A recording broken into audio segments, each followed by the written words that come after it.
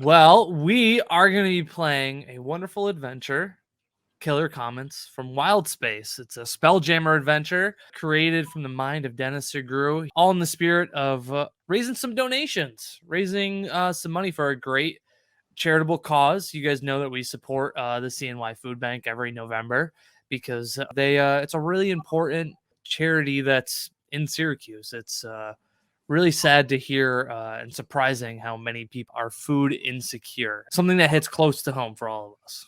Earlier this year, there was a report that came out saying Syracuse was #1 in the entire country for child poverty.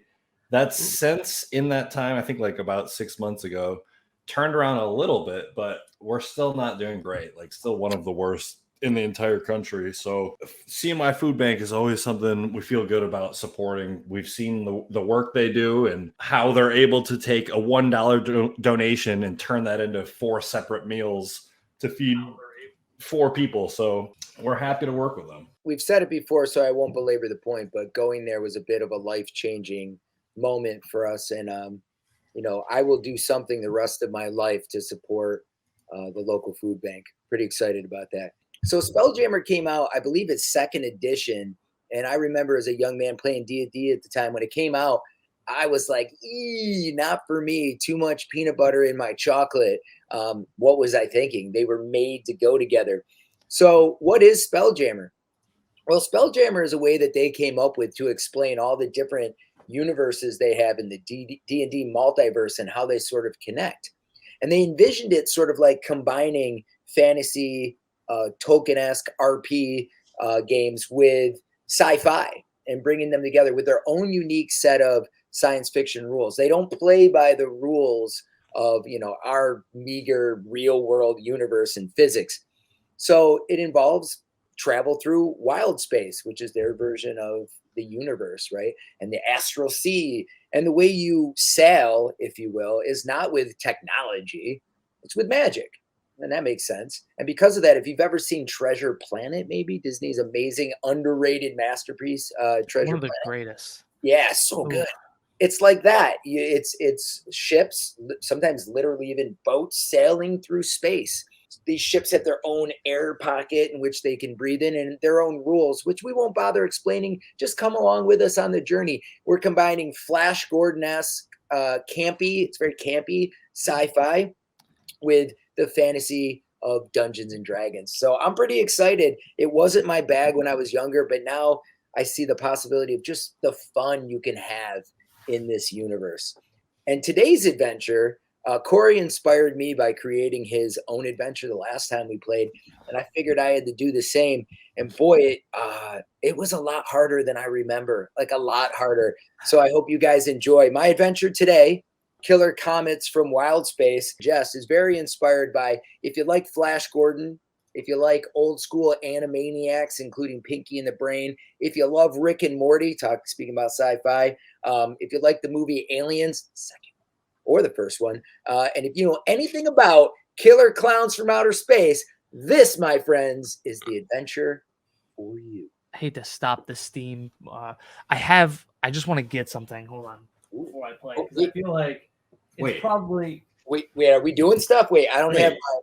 It's probably like really crucial. I kind of go over what my character is. Yeah, I think he is. Wait, is that related to your character? Yeah, he's Oh, okay. So, in the Spelljammer world, there's a hippo race of people called GIF, and or GIF, or it's there's no or, it's GIF, it's GIF, and I play Mr. Dimples, a GIF, a hulking hippo of a man standing 7 foot tall, 960 pounds, literally the exact exaggeration of me. His shoulders are so broad, his head sticks up like it's a freaking thumb out top of the horizon line, and he's a little bit of a tinkerer. And as you can see, he's got quite the big head on him. I can just watch you with that on as a stream. Like that's the stream right there. The donations are gonna roll in now. Say no more, everyone. We got the stream made. And I am playing The being known as Glorp the Globular, playing a Plasmoid, one of the new Spelljammer races. And Glorp is a very tiny little, basically a sentient slime ball who just he likes to absorb things and then takes on their properties. Sometimes can change into them. I thought about making an entire tub of Jello, of blue Jello, and jumping in it right before starting, but. Listen, that could raise us some more money next time. We'll talk. I got ideas. $250 worth of pudding. All right, let's do the thing.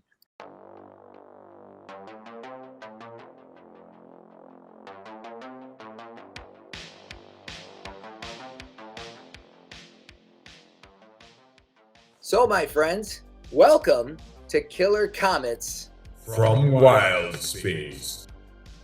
We start with, we see a scrying pool. Looking at a meteor city floating in wild space. Ships of all type are landing and taking off of it. It sort of looks like a lazy beehive, just like just kind of buzzing about. And we hear a voice. I grow tired of waiting, Lanky. What have you found me? Well, I found a spider with 7 legs once and a frog that had a wart and a tumor on its head that looked like a bowler hat and... I mean, for our plans, you idiot. We have plans? Yes, my dim-witted friends, the same plans we have every day. Plans to take over the universe. Well, how about we start here at the Rock of Brawl? Yes. This Rock of Brawl will do just fine as a launching point for our universal domination. You've done well, Lanky. Time to show these creatures of the universe that, despite all their angry squeals, they are still just rodents on a wheel. Prepare the murder comets, and let's try out our newest toys. Also, let us find a ship to make a special delivery, so we can establish a new portal. The camera slowly moves through the scrying pool and out into actual wild space as we behold the Rock of Brawl. This 1 mile long, almost 1 mile wide meteor city just floating in wild space. And the camera sort of weaving through schools of astral guppies with 3 eyes and huge space eels slithering through space and other exotic astral fishes. There's massive whale-like Kindori that float and glide about with this sort of colorful light emanating from their eyes like a discotheque. It's dancing and swirling with the colors of wild space. Wild space is a beautiful and colorful place. We see ships lined up approaching the Rock of Brawl, as this meteor is known, or sometimes just simply called the Rock. And each of these ships is dragging behind it huge meteors made of ice because they are bringing in a fresh supply of water to Lake Brawl. The lake is a man-made lake, so they need every couple years or so to bring in water to keep the lake refreshed and drinkable. And sort of there's this like train of ships coming in one at a time. They touch down, they release the ice into Lake Brawl, and then they fly away. So the camera sort of zooms up on the side of one of these boat-like ships, and we see sort of the name on the ship on the side in sort of this beautiful calligraphy, and it says, The Cat's Cradle. And from there, the camera sort of drifts up to the front of the ship, and we see standing there tall in the bow, very proudly, a tabaxi woman, which is sort of like a humanoid cat creature, in captain's gear. And she turns her head and she says, Blah, Olga, adjust the sails for landing.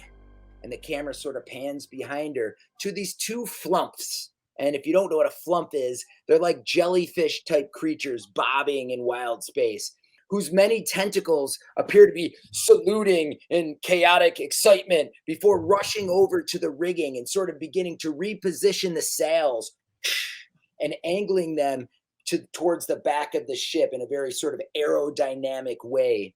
And they make strange noises as they do it. Moments later, the tabaxi looks back, all the way back of the ship, to a massive tree that dominates the back of the ship. The roots of this tree are growing into the spell jamming vessel itself. And she says, "Mr. Trunks, bring us in." She smiles with a mix of anticipation and focus. The tree's roots begin to sort of glow, and the tree is sort of split into two massive trunks that form like a V. And the smaller branches and the foliage at the top of each trunk, they sort of meet and intertwine to form this beautiful leafy canopy, almost like a big luscious group of hair on its top. And the tree is bent back like it's sort of doing yoga, and it's bent back with this beautiful grace, as if time has just slowly pushed it back in slow motion. Two fully expressive faces, one on each trunk, sort of spring to life. They look at the tabaxi captain and they echo each other. Aye, aye, aye, aye, aye, aye, Captain Moonsea. Captain Moonsea smiles, seeming exhilarated by this experience. First mate, Mr. Dimples, and deckhand Glorp, make sure the lines are secure and that we are tracking clean. She looks back to the meteor her ship is towing. What does the audience see when it pans, the camera pans to Mr. Dimples?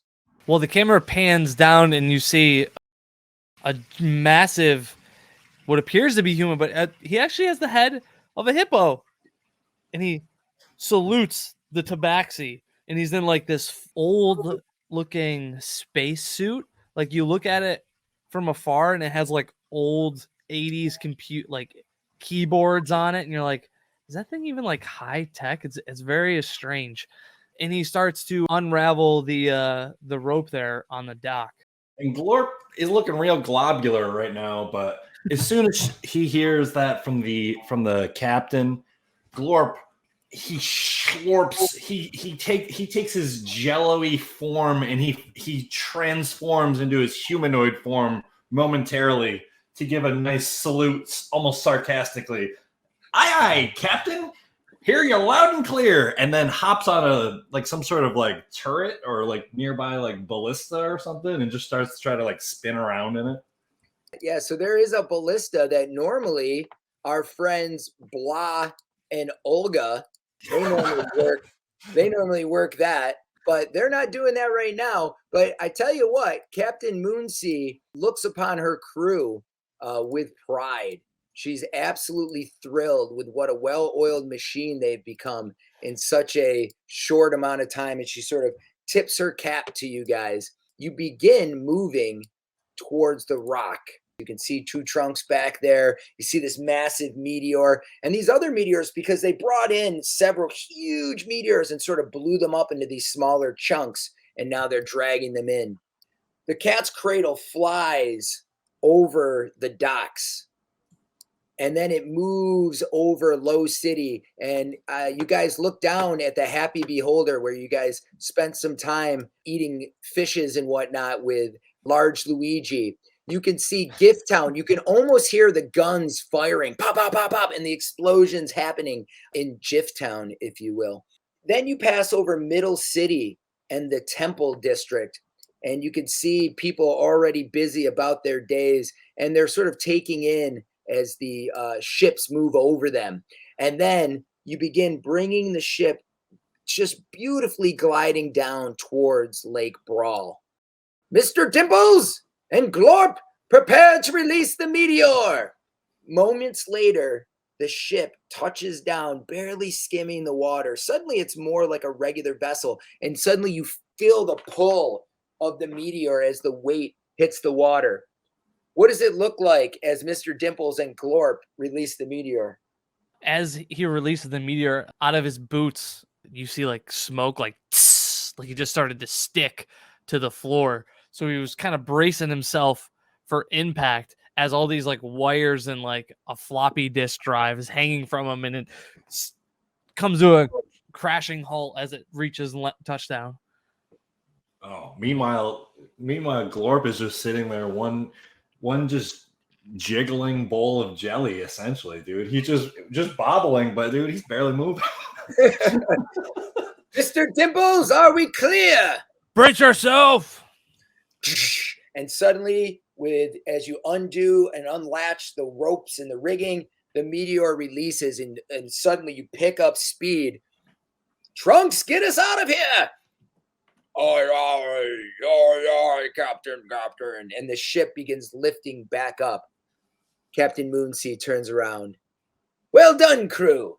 Two Trunks, get us to the docks. Mr. Dimples and Glorp have an important meeting to keep. As you move towards the docks, several small meteors zip by the ship, and Two Trunks lurches the ship to avoid them. And you kind of look over the bow and you see them crash to the rock below. This is something that's been happening for the last 24 hours or so. Since yesterday, there have been sort of sporadic reports of small meteors crashing down to the rock, though people have not been able to really find the remains of these rocks, and little more is sort of known. But as we heard, you folks agreed to a meeting with an important agent that Captain Moonsea knows, and you're needed for this new job. So shortly after touchdown, the ship is left on the docks. Olga and Blah are doing their thing. They're swabbing the deck and whatnot. Captain Moonsea, Mr. Dimples, and Glob the Globular make their way through Low City to this little unmarked, inconspicuous, otherwise run-down, unnoticeable building. You've probably walked by it hundreds of times and never thought much of it. Captain Moonsea turns to you and says, "We have arrived. As I said, this is my most important client, and they've never met with me in person. The fact that they are here speaks to the importance of this job, therefore the size of the payday. Do not disappoint." And she looks at you, waiting for a response. We're gonna do just fine. I can bet my slime on it. I'll bet a lot more at the credit attorney. How well is this paid? I was told beyond imagination. Hmm. This client has never lied to me. With that, she pushes open the door, and as you enter, a small bell jingles above you. And you enter this sort of barren office, save for one desk in the middle of the room, with a very bored-looking woman behind the desk. And she says, actually, she drones, "May I help you?" Moonsea puts her hand up to silence the two of you, and she says, kind of quietly, "We are friends of Gygax."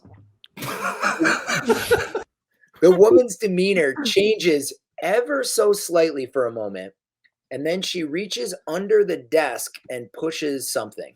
Suddenly, all the doors lock, the windows board up and lock in place, and faint humming fills the room.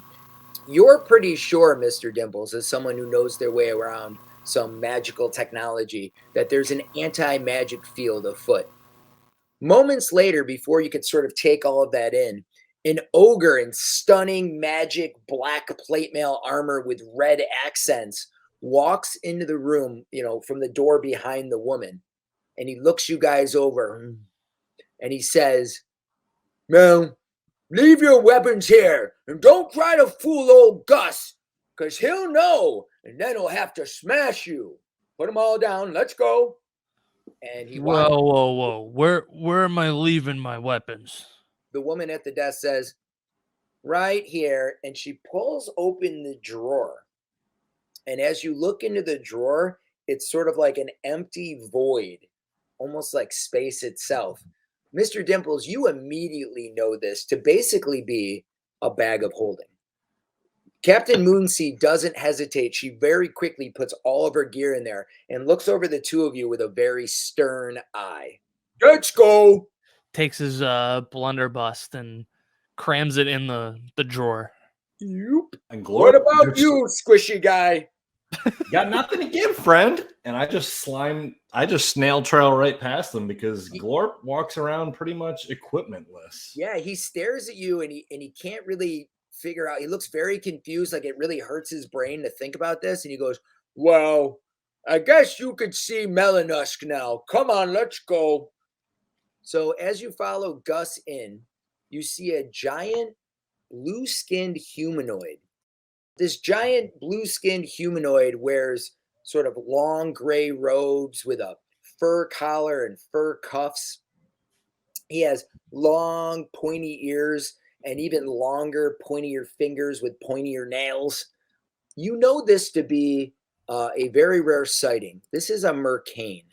Mercane are a giant people that specialize in selling magic items. So this is certainly someone that Mr. Dimples would know well. Like not this specific Mercane, but of them. Especially, they're known for selling rare magic items, particularly spell jamming helms. The chairs, the helms, if you will, that create spell jamming ships and allow you to fly them. He looks at you with a combination of curiosity and perhaps disdain. He has a fluffy cat with wings sprouting from its back that's preening in his lap. It looks very tiny there. And next to him, you see a wizard in elaborate robes covered in like stars and magic symbols. What's going through your mind as you guys are taking this in? Fascinating. I've seen a creature like you once before, but that was on Earth, and you were called James Cameron's Avatar. Fascinating. He looks at you very confused and says, "Indeed." Well, the job must be pretty well paid then if you got the likes of you Mercanes. The Mercane looks over to the wizard who steps forward. And as he's stepping forward, the ogre is walking by him to go stand at the Mercane's side. The wizard gives him an awkward side look as Gus passes him before belting out, "Ha ha! 'Tis I, Senbele, master of illusion. Allow me to introduce to you God damn it. Melanusk, the mighty merchant." And you see the Mercane roll his eyes. "If you were wondering how someone as powerful as I has come to serve another, it is a spellbinding tale." And as he moves his finger, sort of sparks and images begin to form, involving what I believe to be the rightful purchase of some magic gloves. It started when...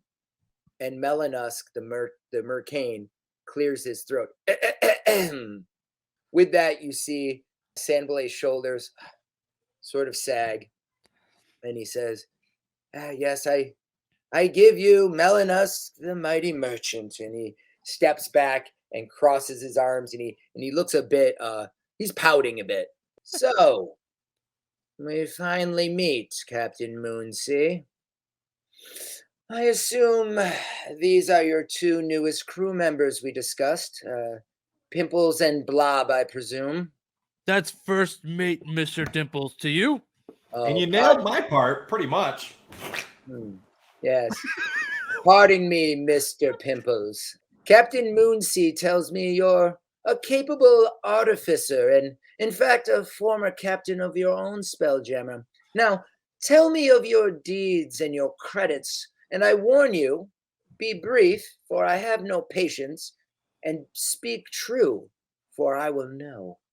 I'm not a bad inventor. Check out this little guy. And he goes to his side and he clicks on his little keyboard on his side and outshoots this little bead, and then it forms into like this little droid. It just kind of like hits the wall and then it tries to recorrect, just keeps hitting the wall. Like, this is probably my proudest credit.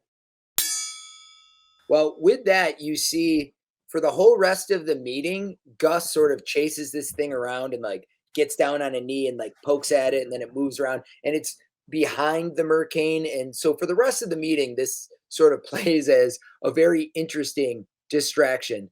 The Mercane says to you, fascinating. Thank you, Mr. Pimples. And Dimples, first mate, Mr. Dimples. You're right. And He looks at Captain Moonsea with like a "Are you kidding me?" look, and then he turns to Glob and he says, "And you, Blob, what skills do you bring to this crew?" Well, I got all kinds of talents. Just depends on sort of what you need. Well, can you at least name one? Well, I can do this, and then a long tentacle kind of Pseudopod? emerges from his slime, and then within like 4 seconds, another one, and he's just shooting out like 10 feet, and then another one, and then another one, and he's got all these like tentacles, and then he sucks them all back in. I can control the slime in pretty interesting ways. Sandbalay looks pretty damn interested in this, and he looks like he's about to speak, but the Mercane gives him a side eye that silences him quickly. And he says, "Yes, I'm sure that whatever that is proves quite useful. Well, only my trust in Captain Moonsea," and you see her puff up her chest, "has you passing my test. So, I will tell you now, this is a very delicate matter. Over 2 years ago, two gnome brothers who were working on some cutting-edge advanced magic, which was fully funded by the Mercane Order, went missing. We suspect a Doar Kotel. The Doar are basically penguin people, and they're also merchants. We suspect a Doar cartel may have arranged for their disappearance. Yesterday, after a 2-year delay, we received what we believe was a distress call from at least one of these gnomes. And better yet, they are close. The message was coded, but we believe they will attempt an escape this time tomorrow. We would like you to facilitate that. Bring me those gnomes alive, and we will make you wealthy beyond your wildest dreams.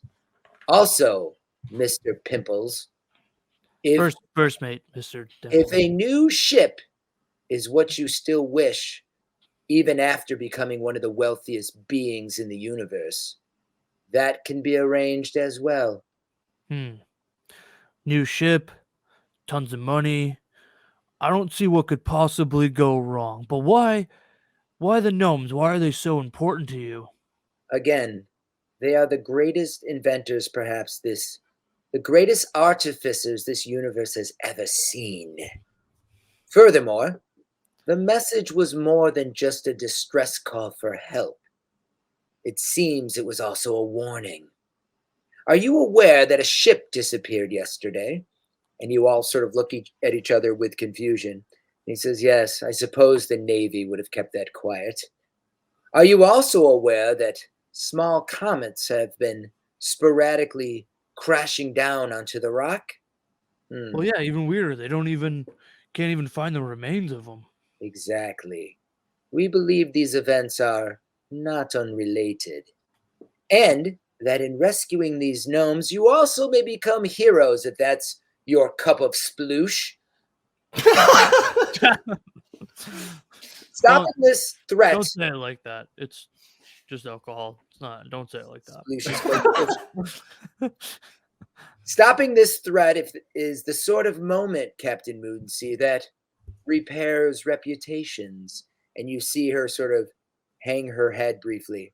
And he says, "Do we have a deal? Mr. Puffkins needs a nap." And he, with a long, gangly finger, he scratches the tressum, the winged cat's head. You see Captain Moonsea look at the two of you.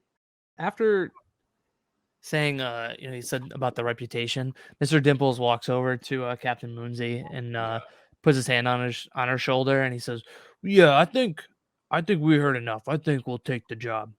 And he looks to Glob. Hey, I'm in it to win it. I don't need to be the richest guy in all the universes or whatever, but I'm here for a good time. The Mercane turns to Sandbalay and he gestures to him, and Sandbalay goes through his robes and he seems like he's lost whatever he's looking for, and he finally produces this cube and he says, "Ha ha! feast your eyes upon a cube of illusion. He kind of moves his hand over it. 2 images of 2 young gnome brothers pops up so you can see what they look like. With a second wave of his hand over it, a 3D map, sort of a star chart with coordinates to where the distress call came from, pop up.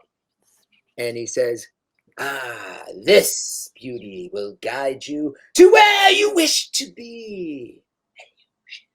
And he rubs his hand over it one last time. The images go away, and he hands the cube to Captain Moonsea. And it's at that moment that Melanusk says, before you leave, to show you my good faith, he produces a small scroll. It's not actually small, but in his hand it looks small. And he hands it to Mr. Dimples. And he says, that is a spell scroll of create spelljamming helm. Now, Mr. Dimples, you know that by casting this spell, it will create a spelljamming helm on a ship with the opportunity to make it a spelljammer. You know, I love a good straightforward spell title. I love a good straightforward Yeah, it's a bit on the nose, right?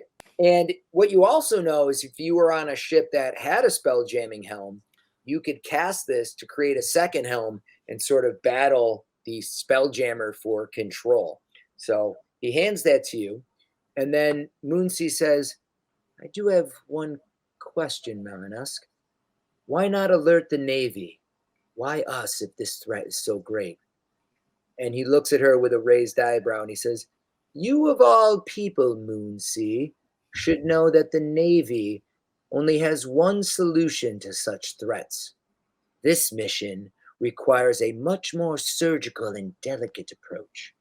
I must warn you, Captain, this assignment must remain secret, including anything else you learn in the process. I'll remind you, the Mercane have a shared and unforgiving memory. On your way out, as he dismisses you, you hear the bell ring as you're going out of the door. And in walk these 2 sort of mantis-like creatures wearing these Spelljamazon outfits. And they have these packages. As they walk in, one of them says, other creatures! Be sure to greet them properly by waving your arms at them. And they begin doing this at the 2 of you. They look at the receptionist, and one of them says, we have your package. Where are the fishes? And that's sort of awkward silence hangs in the air. As Strange customs these Thrycreen have, but don't want to be rude. And then I just start shaking all my slimy tentacles around. I told you, look at this. We are masters. We fit right in with these people. Now, greet them by shaking their appendages. And they begin just sort of shaking everything on you guys. Mr. Dimples, I imagine if you don't want them to, they can't even move your hands as they try to sort of shake them in the air. He puts his hand out, but very cartoonishly, they move instead of Mr. Dimples' hand. I award you inspiration. So Captain Moonsea kind of does one of these and grabs you guys by the backs of the, grabs you by the slime and the back of the collar. She's able to drag Glorp, but of course she kind of can't even move Mr. Dimples until he decides. I think she probably grabs. Glorp actually has a magical necklace that it's kind of sunk a couple inches deep into a slime, and she probably got a little chunk of that to grab onto. Makes sense. That all checks out. So with that, you leave the Mercane Agency and go catch yourself a meal at the Happy Be Older and hang out with your new friend Luigi. Catch yourself a nap, and the next day, you're off.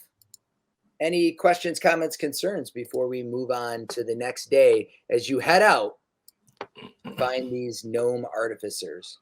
I'm raring to go to find. Glorp is feeling particularly globular this morning and ready to go.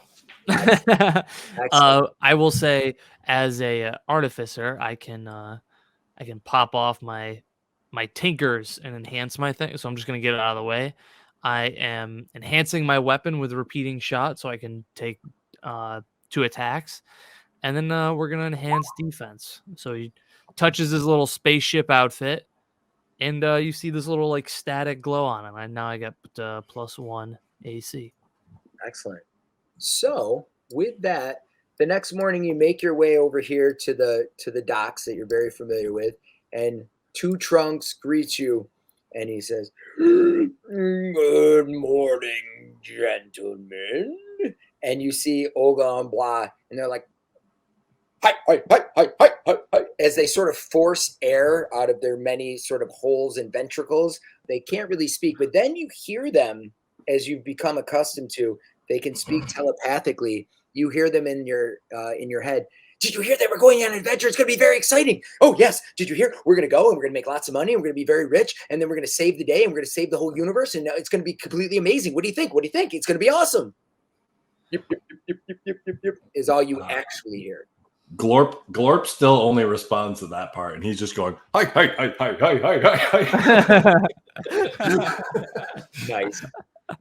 So Captain Moonsea gets you all on the ship, and she has Trunks take you off, and into Wildspace you go. Now, you can go hundreds of millions of miles in a blink of an eye in a Spelljammer, and you guys begin just flying, but it takes mere moments, and you hear Trunks say, Captain, we have some interference," and he pulls the ship out of sort of this fast breakneck speed, and you come out of this full speed travel. You can't see the Rock of Brawl anymore, but it still looks the space around the Rock of Brawl here, and you see the many fish, and you see these large whale-like creatures, the Kindori, and there's so many of them concentrated here. It slowed the ship down. It couldn't sort of make it through here. These Kindori, which are basically like giant whales with many eyes in the front of their head that flash different colored lights and different patterns, they're like, with the exception of the babies that are with them, they are like 60 to 80 feet long with flashing lights protruding from their eyes. And you sort of begin to make your way through them as you take them in. Is there anything you guys would like to do as you take in this absolutely beautiful sight? They're all over. They're under the ship. They're coming over the ship. They're on the side of the ship. And they're kind of blocking out your view in the front.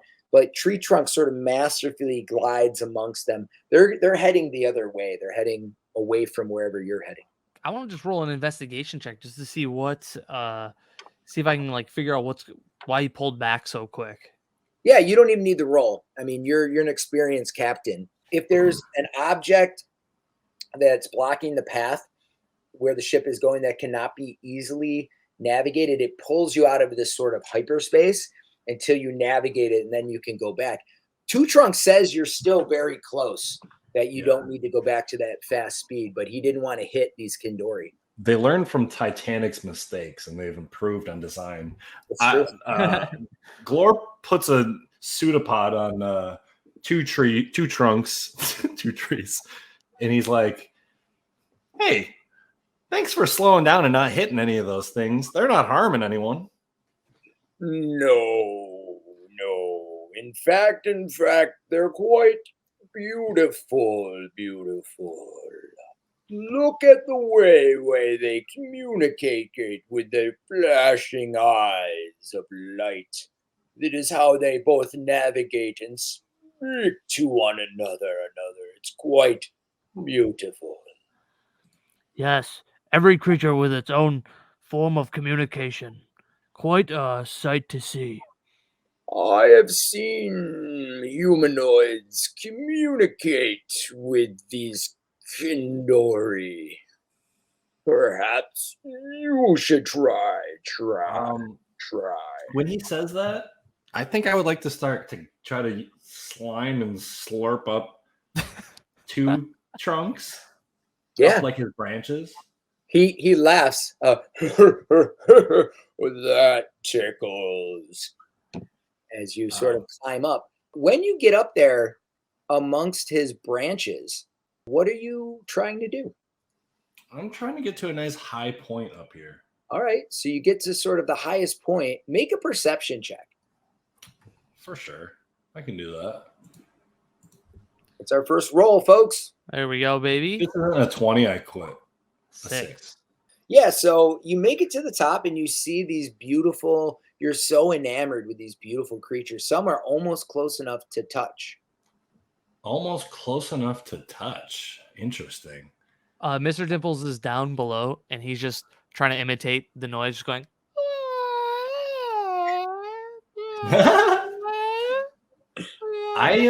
Having no I think success.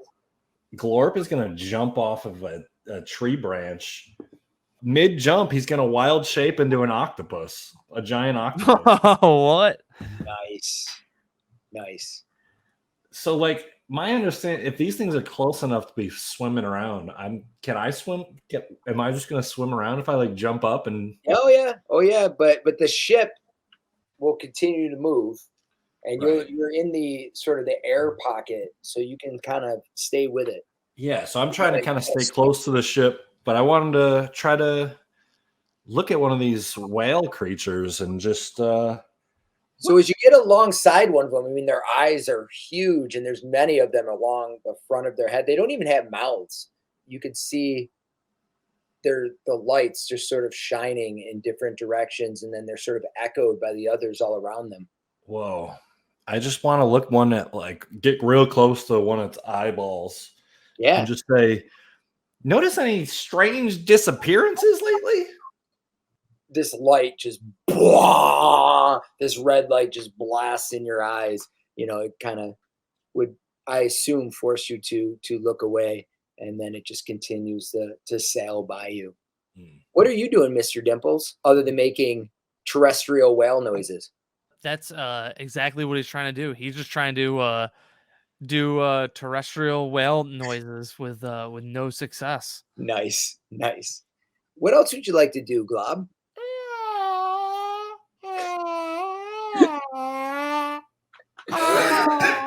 I see you speak well. Glorp, it's not really working down here. It sounds cool, though. It's adding to the ambiance. Keep doing it. So you hear Captain Moonseed shouts up to you. Glorb, there's work to do.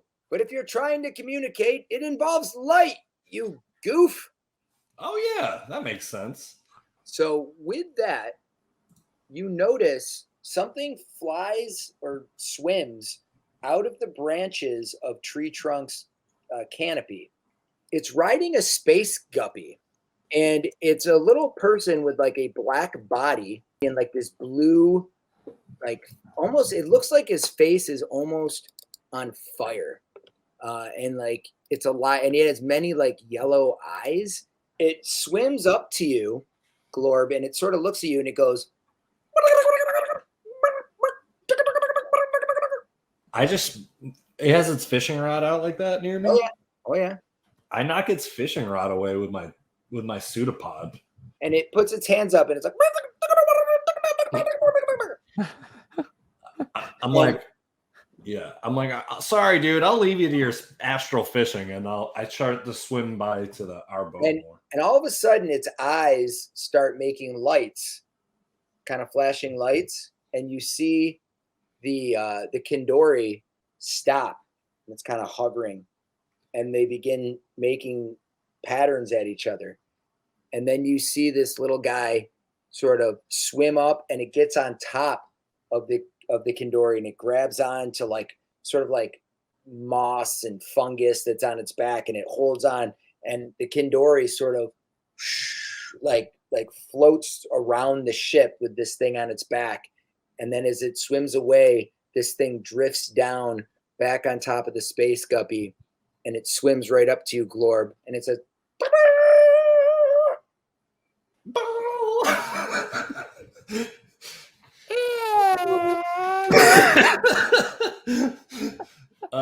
yeah, I mean, I don't really I just try to, I don't know, mirror that same thing. Like, what do you want from me, dude? I don't speak your language either. So he follows you back down to the ship, and Two Trunks says, I see you've met Chitter. Most unusual for him to come down and speak to you. He must find you fascinating. And the sort of space guppy with his thing, he is a chewinga. You would not be able to pronounce his actual name, but you may call him Chitter.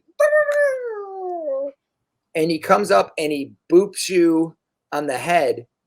You feel this sort of like warm energy over you, almost as if you could cast the shield spell once at will. Dude, I know exactly what that feeling feels As a like. reaction.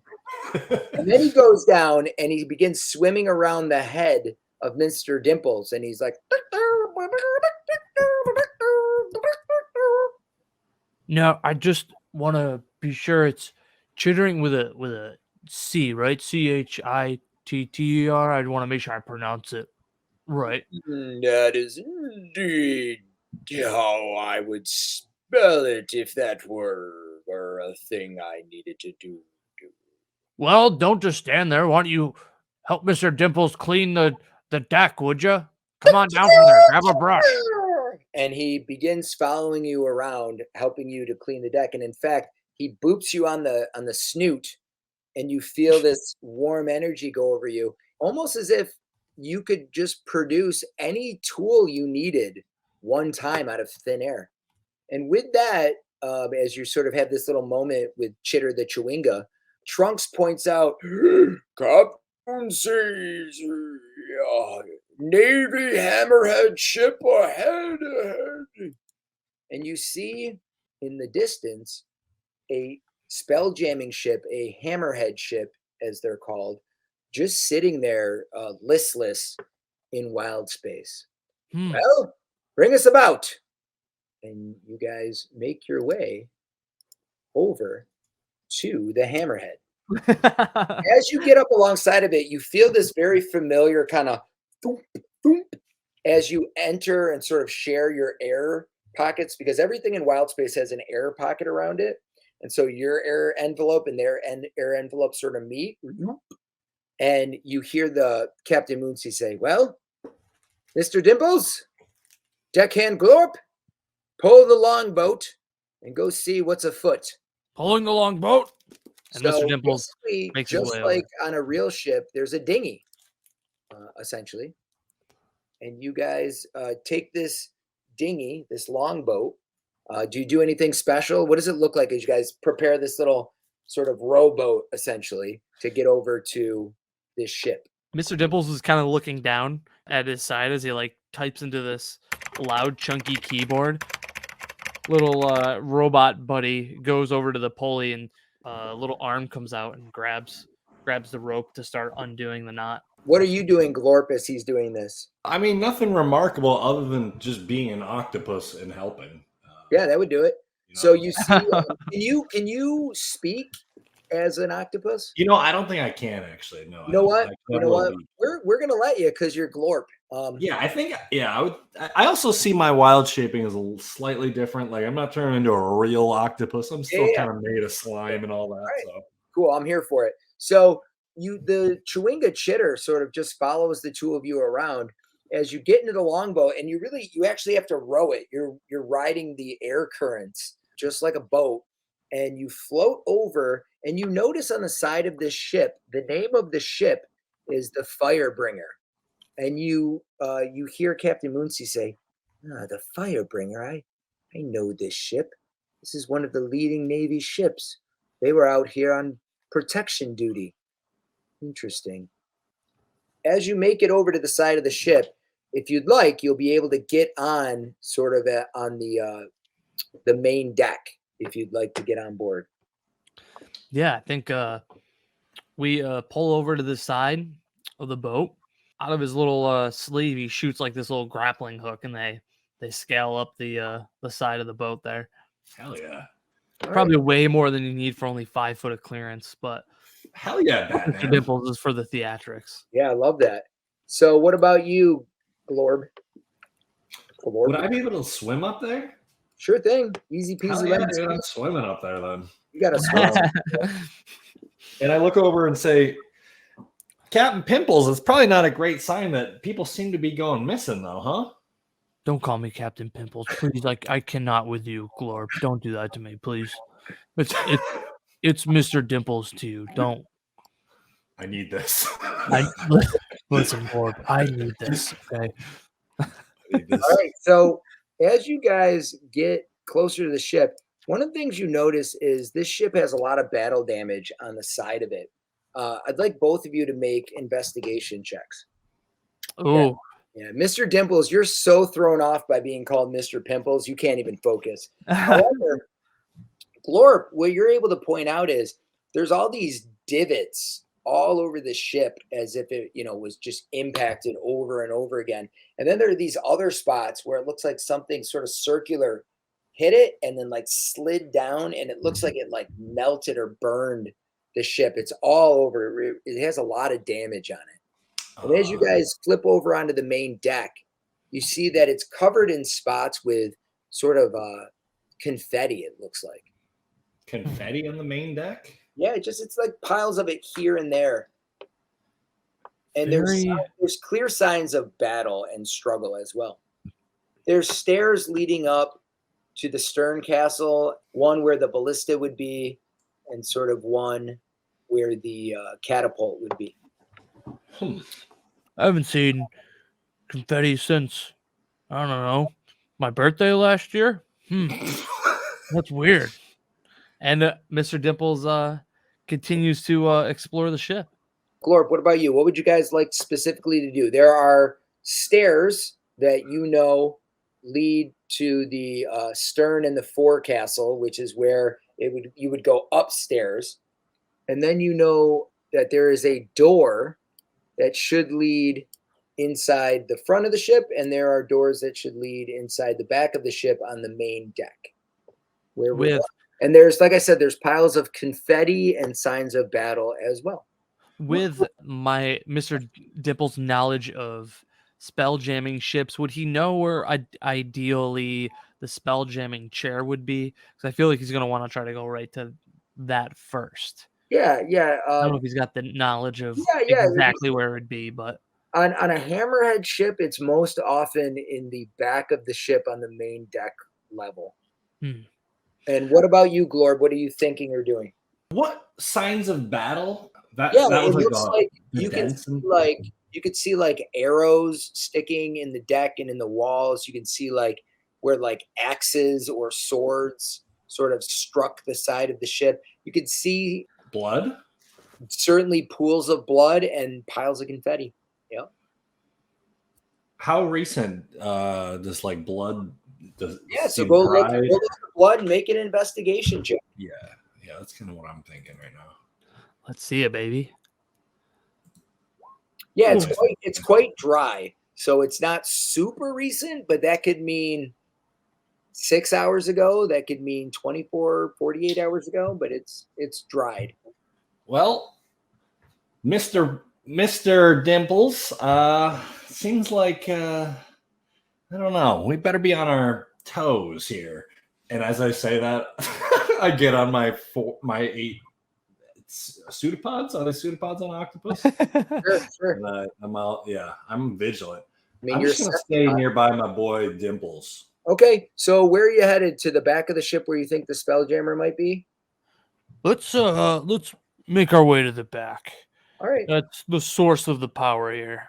So, are you going to walk through or around the confetti?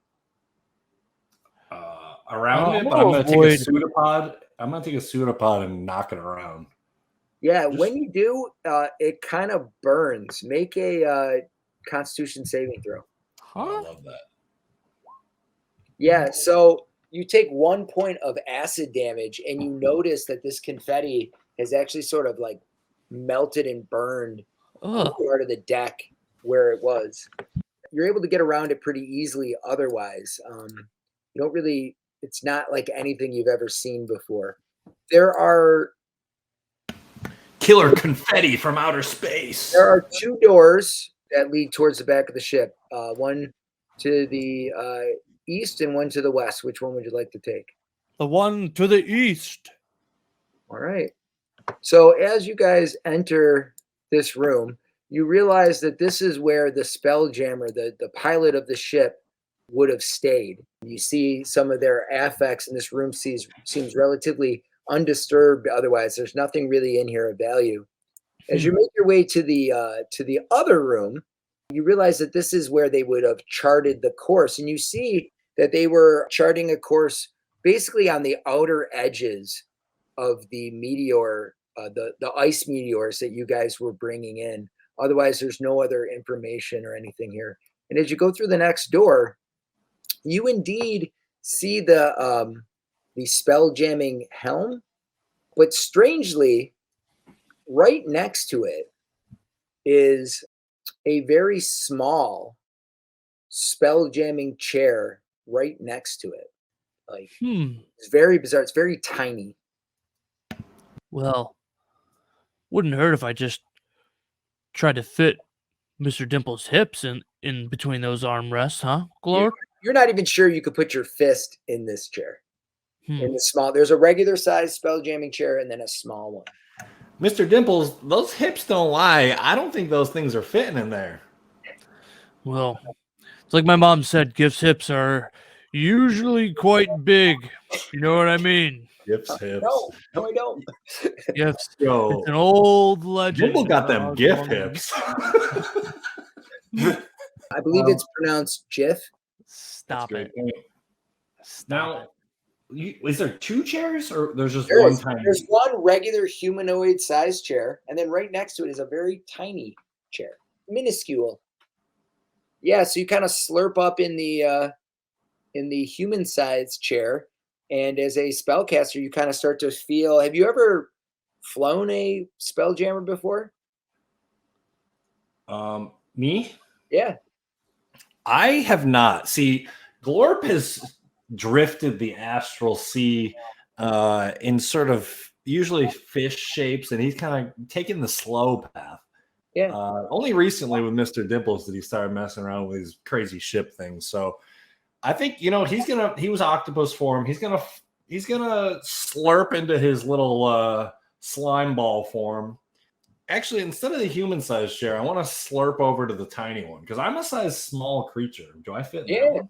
Yeah. It's tiny. It's tiny. So you're a little too big. You can get like a pseudopod in it. And you certainly can feel the magical power of both of these chairs, but you really don't know how to utilize them. And I would like you both to make perception checks. Oh my god, rolling Nice. terrible tonight. Yeah. So yeah, that's about it. And it really doesn't seem to be anything else of value here.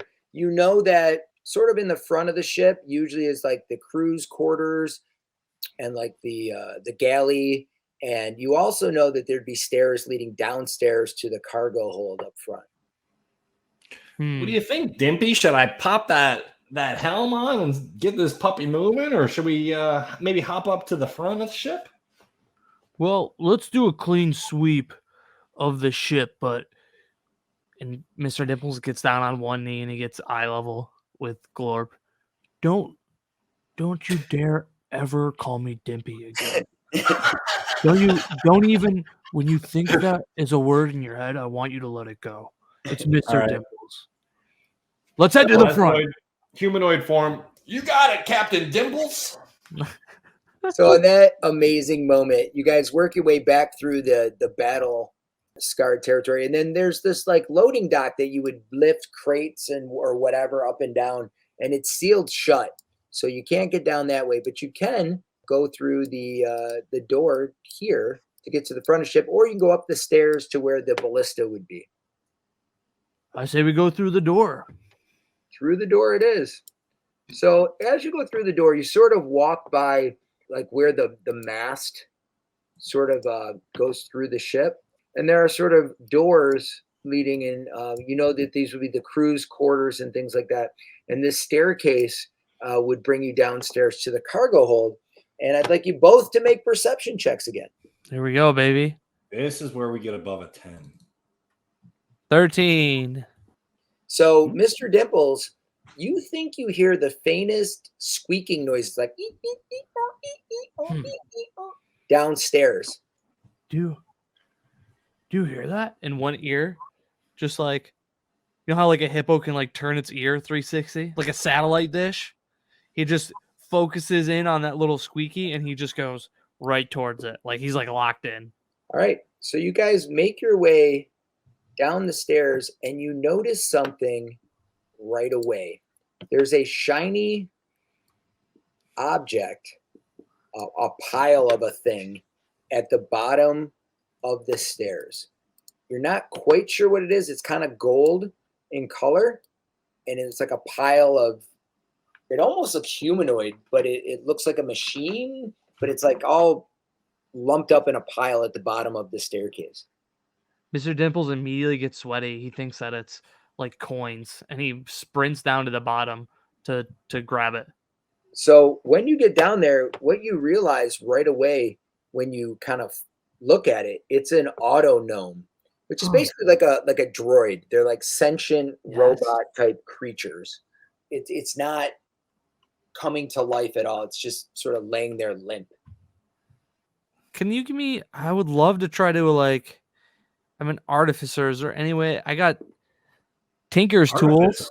Yep. Use your Tinker's tools so you can add your proficiency bonus and make an arcane check. Yeah. So whatever this is +2. God dang it. I'm going to use my inspiration. Okay. Come on, baby. +2. So, God. With that, it kind of like goes like, and it sits up, and you've managed to sort of like put it back online, but it's an absolute mess. Like it can't communicate with you properly.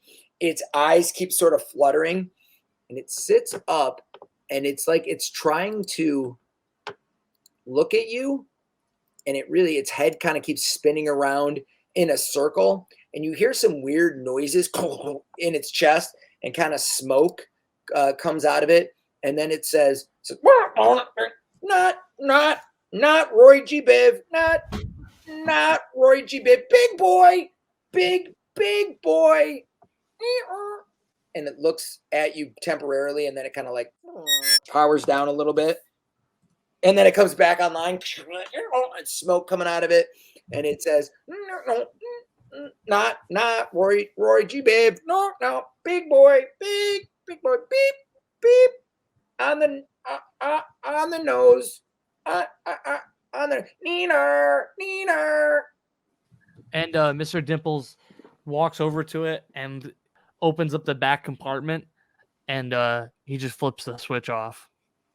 There is no off switch. I'm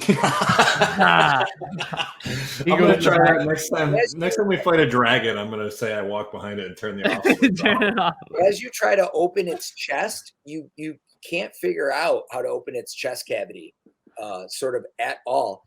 And it gets up and very awkwardly starts walking, kind of bumping into walls and stuff, and it begins walking down the hall. Where are you going, partner? Come back here. I haven't figured out how to turn you off yet. Neener. And it's pointing down the hall. I know exactly, Glorp. Let's go down the hall. It's showing us where its kill switch is. We can finally turn this bad boy off.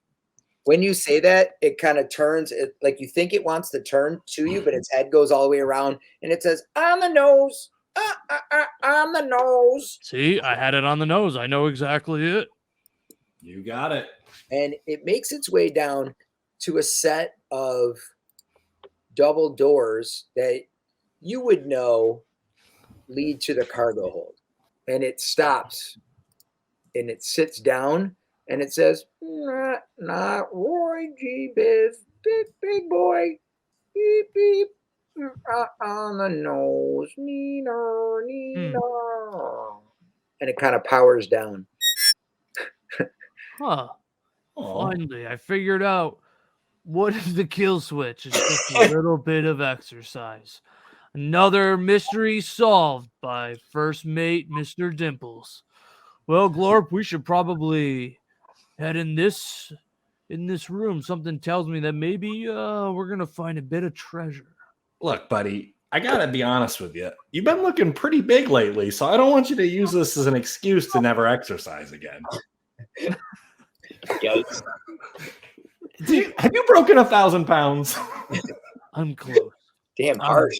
I'm close. So what would you boys like to do?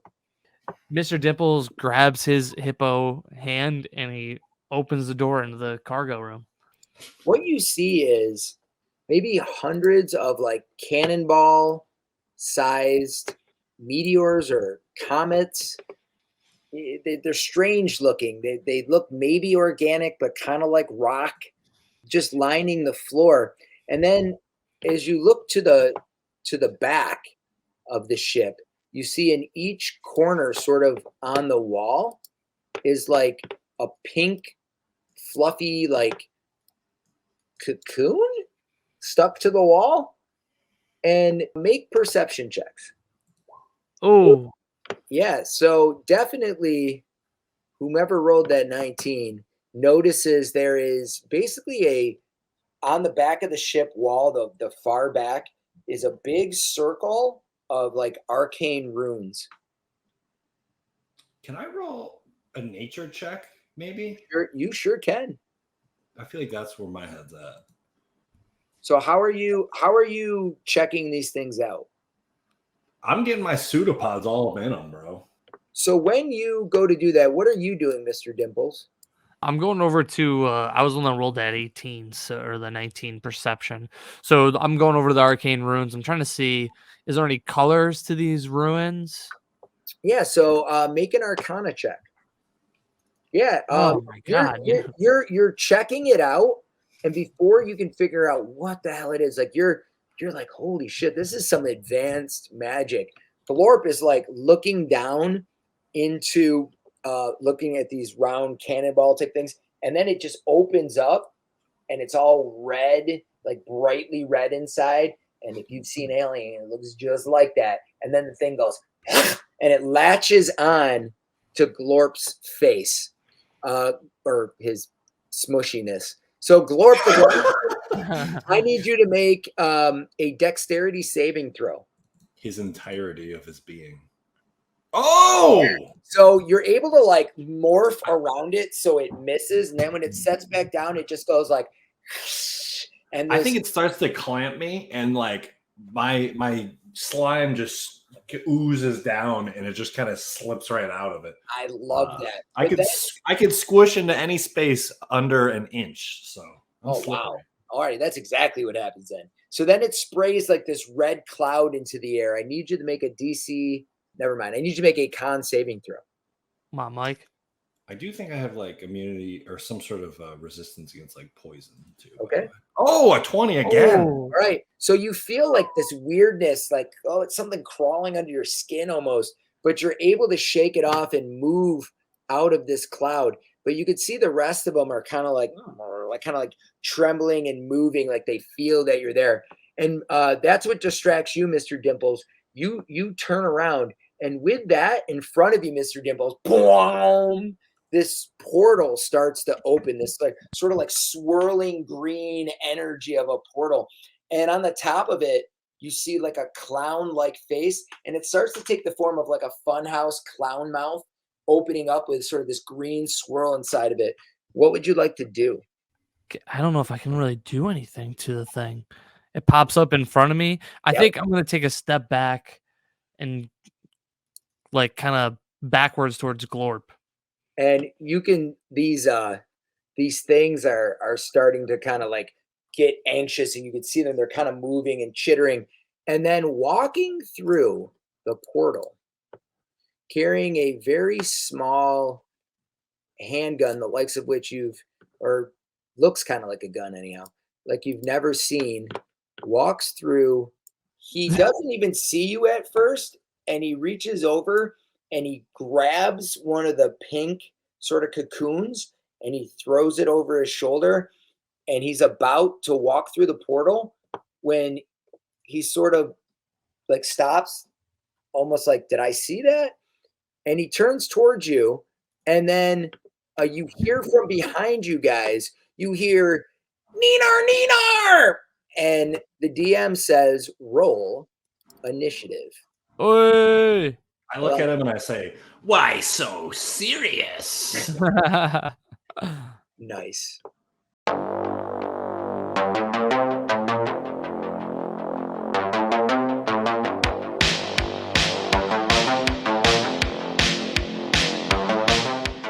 So, Mr. Dimples, this strange-looking space clown appears like he wants to scrap with you.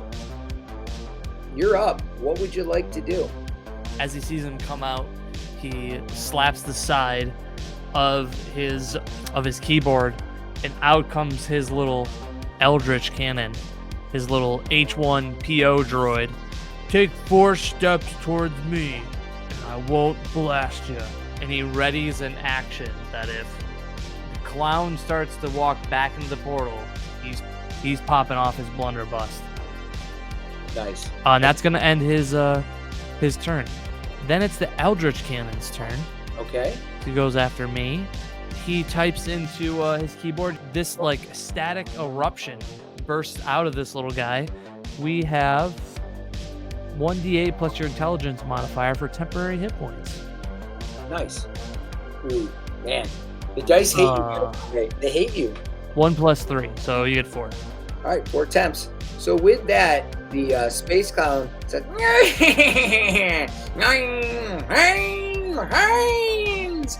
and he prepares to, he pulls another gun out of his pocket and he shoots you, and he hits you for 6 psychic damage. I need you to make a DC 12 wisdom saving throw, Mr. Dimples. So on that fail, everything you see or hear is suddenly hilariously funny to you, and you're incapacitated for the next minute. You can repeat this saving throw at the end of each of your turns, and on a success, of course, it ends. With that, picks back up the pink thing that he was carrying, the cocoon-like thing. Glorp, it is your turn. wow, I've been trying to get him to do that since I met him. Well done. But not so fast. And then he shoots out a slime ball at this fool. And I'm going to cast Hold Person. So he needs to wisdom saving throw. Right. Is an 8 going to do it? Hell no. All right, so what happens? The slime ball kind of envelops him from like the knees down, and he gets kind of trapped up. And it actually contains a bit of a toxin he picked up from a sort of a reptile creature on another planet, and it's actually paralyzing to this clown. So this fool is paralyzed right now. Excellent. So it is the Autognome's turn, and it comes crashing up, and he tries to grab you, Glorp, and carry you. So I need you to make a contested strength check. I feel like you would have to have advantage at that. Trying to grab Jello. Oh, he's not able to grab you. Oh, I did a strength save. Does that matter? Yeah, that's fine. Either way, he rolled a 1, but he keeps moving by and he's screaming at this space clown. You know, Neener, not Roy G. Bibb, not Roy G. Bibb, big boy, big boy. Mr. Dimples, you're up. This space clown has been incapacitated. What's so funny, Dimples? Oh man. You suddenly realize coming out of your pocket is Chitter. And he's like, and he's pointing at all the little pods, and you see that they're all about to open. And he's like, I am still incapacitated, right? Because I'm giggling so hard. you find that the funniest thing ever. So the fact that Chitter's going up and you're looking around and you realize all these things are going to open up and God knows what. And it's just the funniest thing ever. What is your laugh like? Oh, that looks really bad. This looks like this is going to be really bad for me. All right, make that DC 12 wisdom save. All right, so you're able to sort of, under these circumstances, sort of calm down. Does the space clown get another save? Yes, wisdom saves every turn. He is still all messed up. And my slime is starting to like crawl up him and envelop him more. Awesome. Glorp, you realize these things are going to pop off. Whatever it tried to do to you, they're likely going to do again. And your friend is definitely not going to be able to get out of here again. What's the plan, Captain? Oh man, is the portal still up? It sure is. The clown is kind of in the way. Glorp, we should probably jump into the portal. Say no more, fam. I try to tackle this guy into the portal. All right, make an advantage strength roll. Or athletics. Athletics, yeah. Oh, yeah. So you grab a hold of him and you push him through the portal. As he lands on the other side of the portal, the original sort of gun he was holding, you hear it fall to the ground. The auto gnome starts dragging Mr. Dimples with him through the portal. And when you guys all emerge on the other side of this portal, you see a comparable clown mouth kind of out there in this white space. It's all that there is a staircase leading into the clown's mouth. And it is there as you stand on this, having just walked through this portal that closes behind you.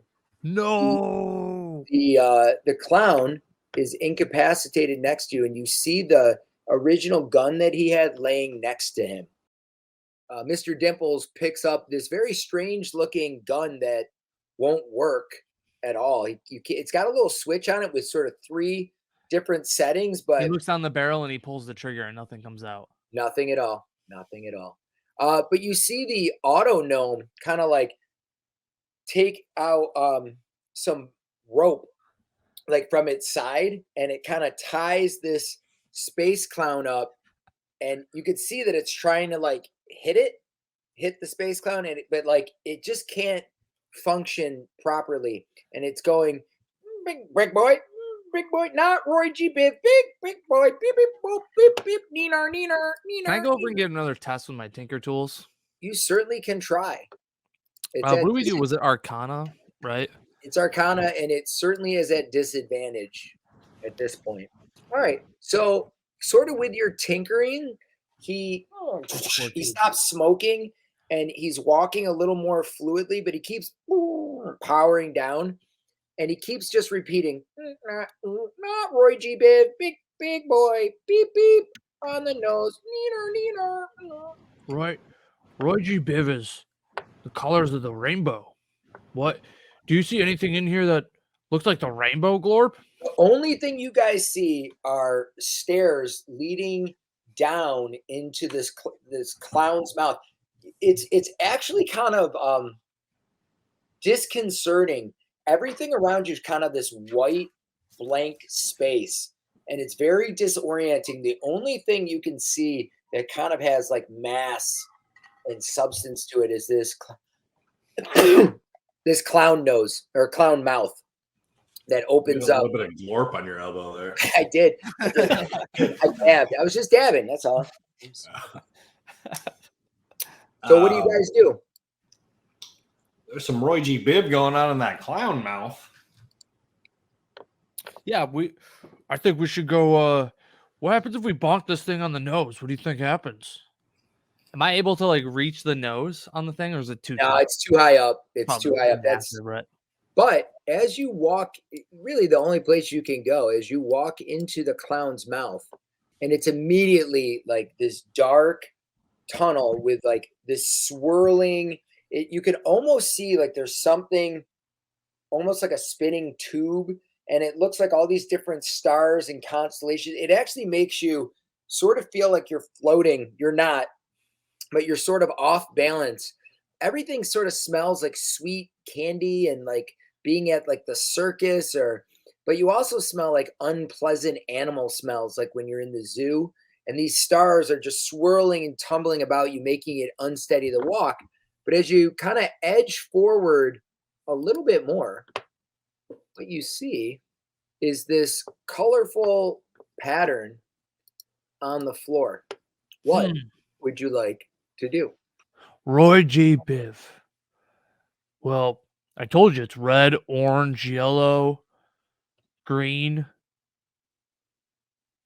blue, and then what's the other one? Violet? Indigo violet. Indigo violet. Exactly what I was going to say, Glorb. Mr. Dimples walks on the red platform. Okay. The second Mr. Dimples steps on the red platform, I need him to make a DC 13 dexterity saving throw. Damn, bro. Bro, I seen this in Squid Game, dog. So the floor completely falls out underneath you. You fall 10 feet, roll a d6.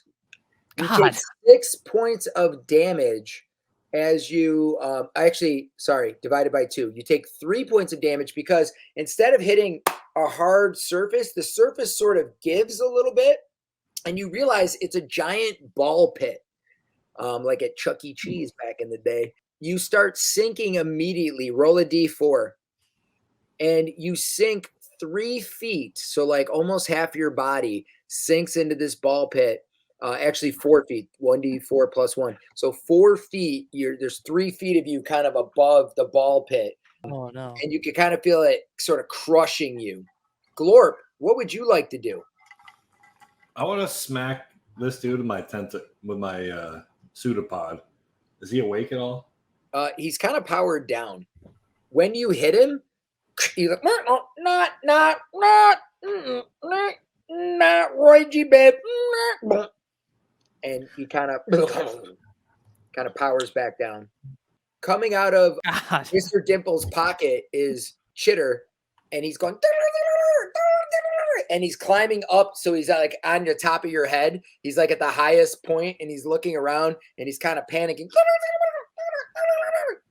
Mr. Dimples, what do you do? I want to try to swim and get myself out of this ball pit here. Looking around, it looks like a pretty infinite ball pit. It seems like maybe the only way out is back up, but that's 10 feet. Well, now that you've sank, it's like 15 feet above you. Yeah, And I want to try to climb up there. You're about to sink again. How are you going to climb up? I reached down a 10-foot long pseudopod. Okay. So with his arm, he's able to grab on. So it's a DC 5 plus how many feet down he sank, which was. Can you cast guidance on yourself? Yeah. Sure can. So as my hand reaches the pseudopod, the staticky glow kind of hits the pseudopod, but it reverberates back into Mr. Dimples. Okay. As he tries to pull him up from. I love it. So try to pull him up, my dude. DC 10. I am tiny and you are huge, so I'll try my best. And you get a plus 4, right? Here's what I'm going to do. I'm going to award you inspiration, but you're also at disadvantage. You're right. That is a huge size difference. Disadvantage athletics? Yep. And then do you have my D4 added to that check? Right. So 7. So if you roll 3, you got it. Oh. He sinks down. Roll a D4. So you go down 3 more feet. So just your ears are just sticking above the ball pit. Glorp, what are you gonna do? You're in, and all you smell, it smells like feet and like cheese and coins, and it's like dark, but you can kind of see light through it, and like the starlight's kind of coming through the cracks above you. It's grim though. You feel like you could just fall forever in this ball pit. Dang, dog. Well, I think I try to like reach my pseudopod's to the sides of this place and try to like get a grip and like pull myself up to the top. All right. Roll again. Athletics. I'm not. Oh, All right. So you cannot get him up. The next time you sink, Mr. Dimples, you feel yourself falling and then you feel yourself hit. And when you hit, you realize you're kind of, it looks like you're floating in space. And then suddenly you're, and you see Mr. Dimples, Glorp, come flying up the side wall like he's in like the dryer. And he's just, he goes over you and then he goes under you. And then he comes back over you and then he goes under you. And you feel like you're on the graviton at the fair. It's like you're pinned to this wall. Now what are you going to do? You're getting dizzy. And you can hear Chitter like, and he's like pinned to the wall above you, and he's like looking down at you. Can I try to grab? I'm trying to pull myself out of here. Is there a way that I can like swim to the top here? You're trapped in this tumbling wheel. How are you going to try to get off of it? You're just going like this, over it and back, over it and under it, over it and under it. You're getting dizzy, and in fact, like next turn, you might take some damage. So what are you going to do? He tries to get his balance, and he tries to find the point, the All break in the wall. Athletics check as you try to push off the wall that's holding you down with this gravity force. So unfortunately, that is not enough. You take 2 points of damage, and you are dizzy. You take all future checks at disadvantage. Glorp, what are you going to do? Your friend's just swirling around you. Pretty sure he said not Roy G. Biv, and I just go to the blue one over here, and I'm like that. So as you do that, he starts to come up the sidewall to your left next to you. What do you do? I wrap a couple pseudopods around him and try to hold him. He's- Actually, you know what? Yep. I'm gonna cast Thorn Whip and try to pull him into me. I use my pseudopod and try to Excellent. like latch out and pull him in. It might I do a give little you- damage, but I'm gonna try to pull him I in. give you advantage. Make the roll. DC 15. 22 to All hit. right. So you hit. You take 2 points of damage, Mr. Dimples, but it wraps around you. Glorp, describe to me how you pull him off the wall. Meanwhile, Chitter grabs onto one of his ears and comes with him. What does it look like? It's I mean, it looks like it shouldn't be possible, but like he's just like sucking in this slime back into his body, and when he does that, he can generate a lot of force. So he kind of just like reels him in. And you set him down kind of behind you. And standing next to you as you're kind of in a heap, Mr. Dimples, and you're sitting down and you're all dizzy. And as you kind of like shake the cobwebs out, staring right at you, the most coherent he has been, the auto gnome says, "Not Roy G. Biv, big boy, big boy." And what would you like to do? Oh wow, you said not Roy G. Biv. Wow. Well, I guess you're right, Glorb. Lead the way. Lead me the Big boy. colors that aren't the rainbow. So I slurp and snail trail my way into this one, and then I'm gonna go ahead and slurp on over to this one. Okay. I hate how you say that. And then And then I'm just gonna glom on over here. all right. And Wait. then Dude, I can't. This is hard to keep going. I'm losing track of where I'm at. maybe chat can help you. Yeah. Red. Said not Roy G. Biv. So I'm gonna probably go not this way. any of the colors. Okay, when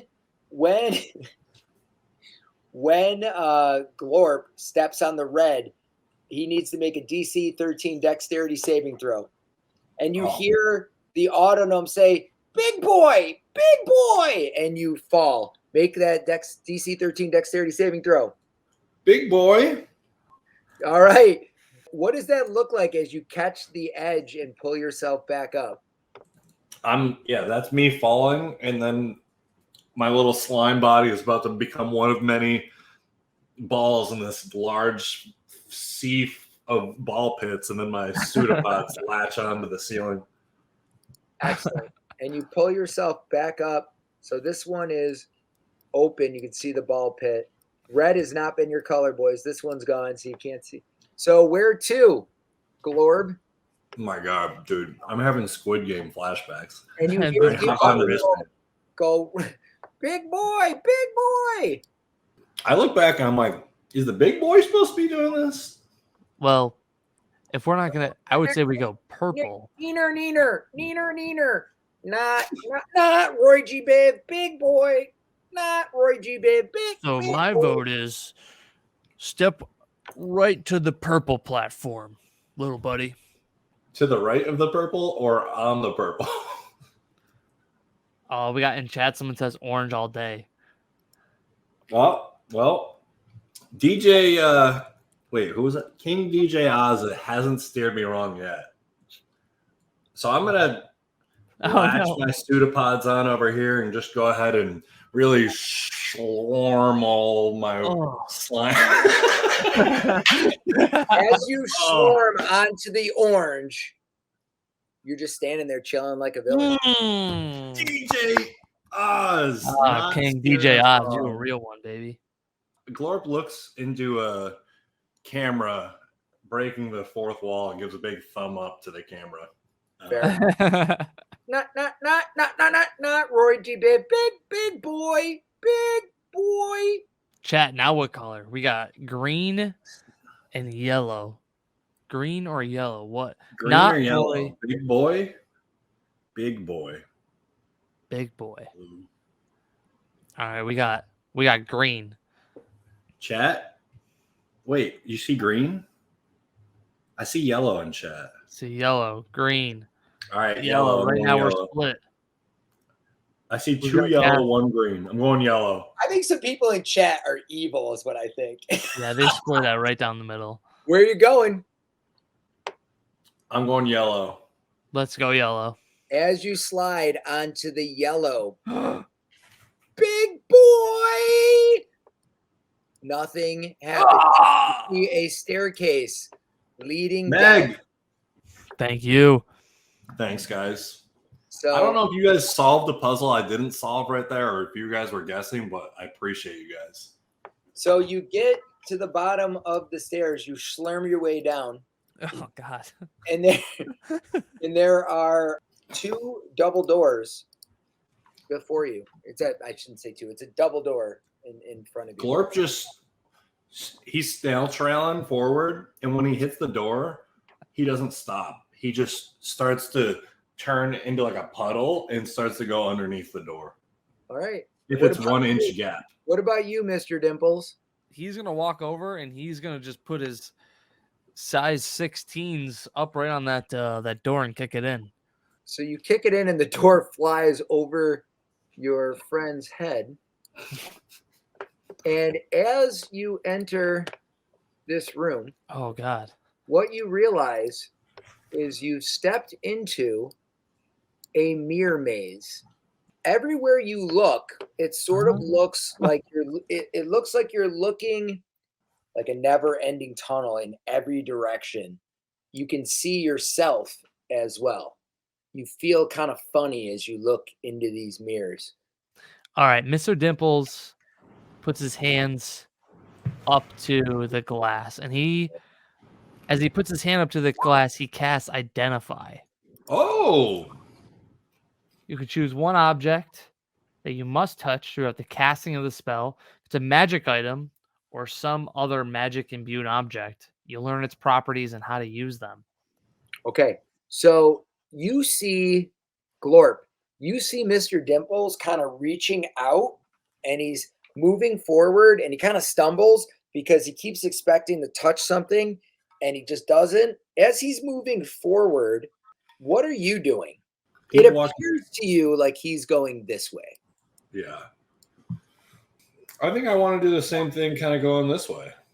Okay, I need you both to make DC 14 wisdom, either perception or survival.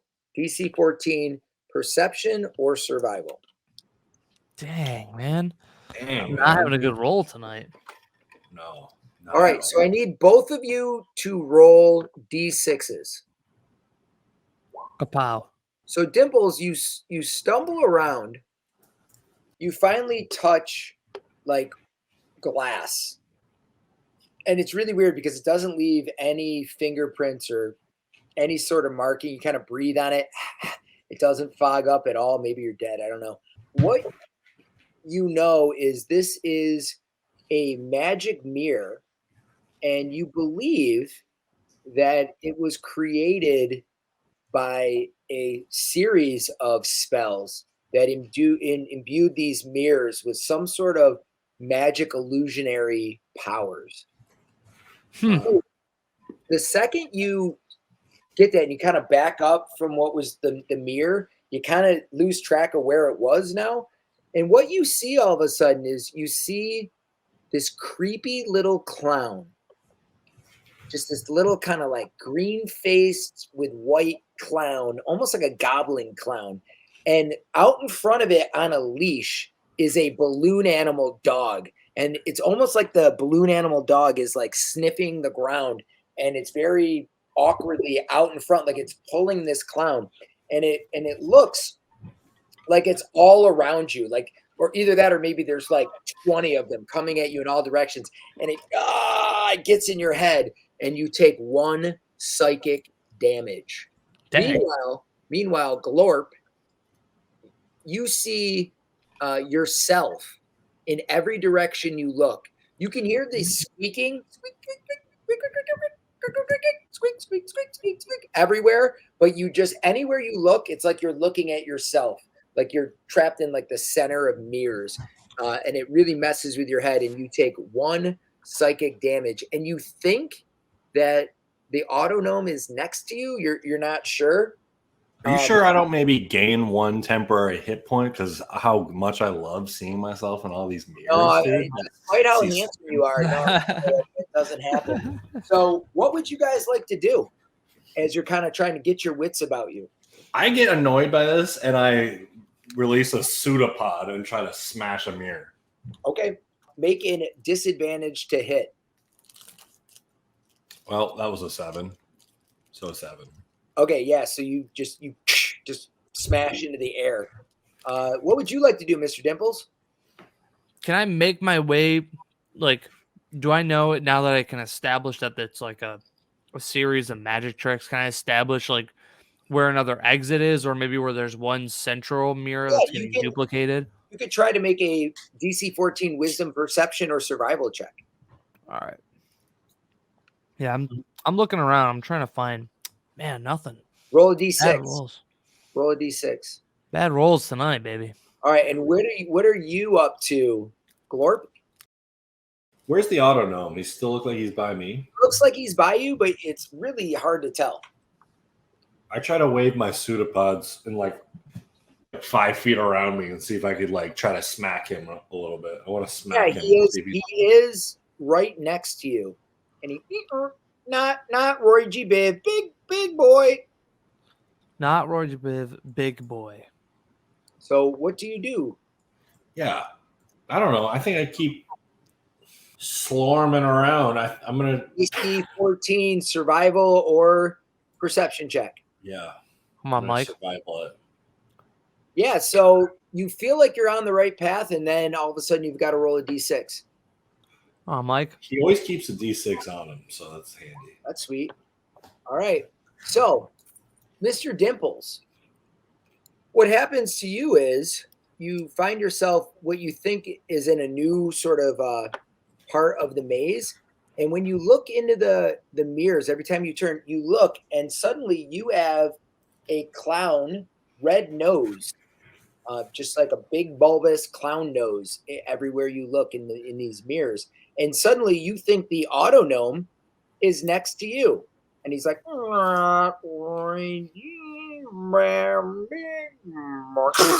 and he kind of powers down. And what happens to you, Glorp, is, suddenly you can hear the squeaking shoes again. And you see that same little clown, the dog, the balloon animal dog that is sort of sniffing around and pulling this creature with it. All of a sudden, it's almost as if they emerge like through a mirror, like they just like walk through it, and the dog and the clown are in front of you, and they attack. What? Yep. What? You can't do that. That's so rude. That's It did. messed up, dude. The clown attacks at advantage. All right, so it hits you, and you take 5 points of damage. When it hits you, it shocks you. It shocks you like it's got a buzzer on its hand, and it just slaps it on your, and all your globulinous goes like. If you had hair, it would all stand up, and instead, I think it's kind of like wavy, Mucus. like Jello. All your mucus stands. And the dog pops at you as well, and you take 1 force damage as well. Wow. Well, you can't do that, Dennis. More rude than anything. What would you like to do, Mr. Dimples? Can I see all of this from where I'm at, or is the You mirrors? cannot. You have no idea. As far as you can tell, you got a clown nose. I'm gonna punch that clown nose. I feel like that's his reaction. He sees that clown nose. He So- turns around and he goes to deck him. So it's on your face. Oh, it's on my face. Yes, you have a clown nose. Oh, I thought I was seeing it in the reflection. No, I have- looking in the mirror, it looks like you have a clown nose. Mr. Dimples tries to discern which way is up. He's trying to regroup with Glorp here. So he's gonna try to make his way back to Survival check or perception. We're gonna go survival. Come on, chat. Could you please give me some freaking good vibes right now? Oh, Yeah, dude, a 7. Gee, bus. Roll a d6, baby. Is it too late to honk my own? Roll a d6, No. baby. All right. So you end up back sort of you think it's a familiar area, and you look, and now you have sort of white makeup all over your face Oh no! to go with that red nose. And you hear the autonom power back on, and he says, not Roy G. Big boy, beep, beep, beep, beep. And with that, we go back to Glorb. Glorb, the clown and the dog seem to still be in front of you. What would you like to do? Not Roy G. Big boy, beep, beep. Yeah, I think I would like to disengage and hold up my pseudopods and say, whoa, I'm not a bad slime, Slurp. So as you do that, you look in the mirror, and you have like this red floating nose, like in the center of your, what would be your face. Make a DC 14 survival or perception check. This is the one, though. All right. Oh, Yes. So you find yourself, you feel like you're going kind of like where you want to go. But as you get there, the balloon dog jumps out of a mirror, and it bites you essentially for 1 force damage. Oh my god! But you still feel pretty good about where you are. Mr. Dimples, you can hear your friend like kind of like, "Rah!" And you can hear like barking, and you hear the squeaking of shoes, and you're disoriented, and you have white makeup on your face and a big clown nose, and the autonom is next to you, kind of freaking out. Its head is spinning, and it's like, not worried to be a big boy, not worried to beep, beep, beep, beep, beep, beep, beep, beep. What would you like to do? I'm gonna do another survival check, and this time when he starts to put his, he sees the clown makeup on him, he immediately goes into his keyboard and he goes. He casts guidance on himself. He's going to make his way through the cloud. All right. God, man. Roll a d6, baby. Is it a D6 or a D4? D6. Oh, I mean, yes, you rolled the d4 for guidance. You failed. Roll a d6. Yeah. So you find yourself in the center of this maze, and jumping out of the mirror is the clown, a little clown, and the balloon animal dog.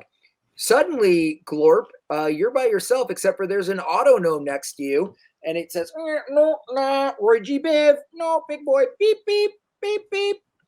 What would you like to do? Chat, you got any ideas? Does Yeah, Chad have what? any ideas for us? So what would you like to do? I want to touch this mirror that I found over here. Well, you don't really know where. It just seemed like the dog came out of the mirror, but like it's very disorienting. You don't know if it's a mirror, if it's just empty space. What are you trying to do? You're looking at yourself with your big old red nose. Yeah, I think I'm trying to. I feel like there's a mirror over here that I can maybe like use as a portal or something. All right. I'm DC trying to touch 14, mirrors. DC 14, survival or perception or investigation if you'd like, because of what you're trying to do. All right, sweet.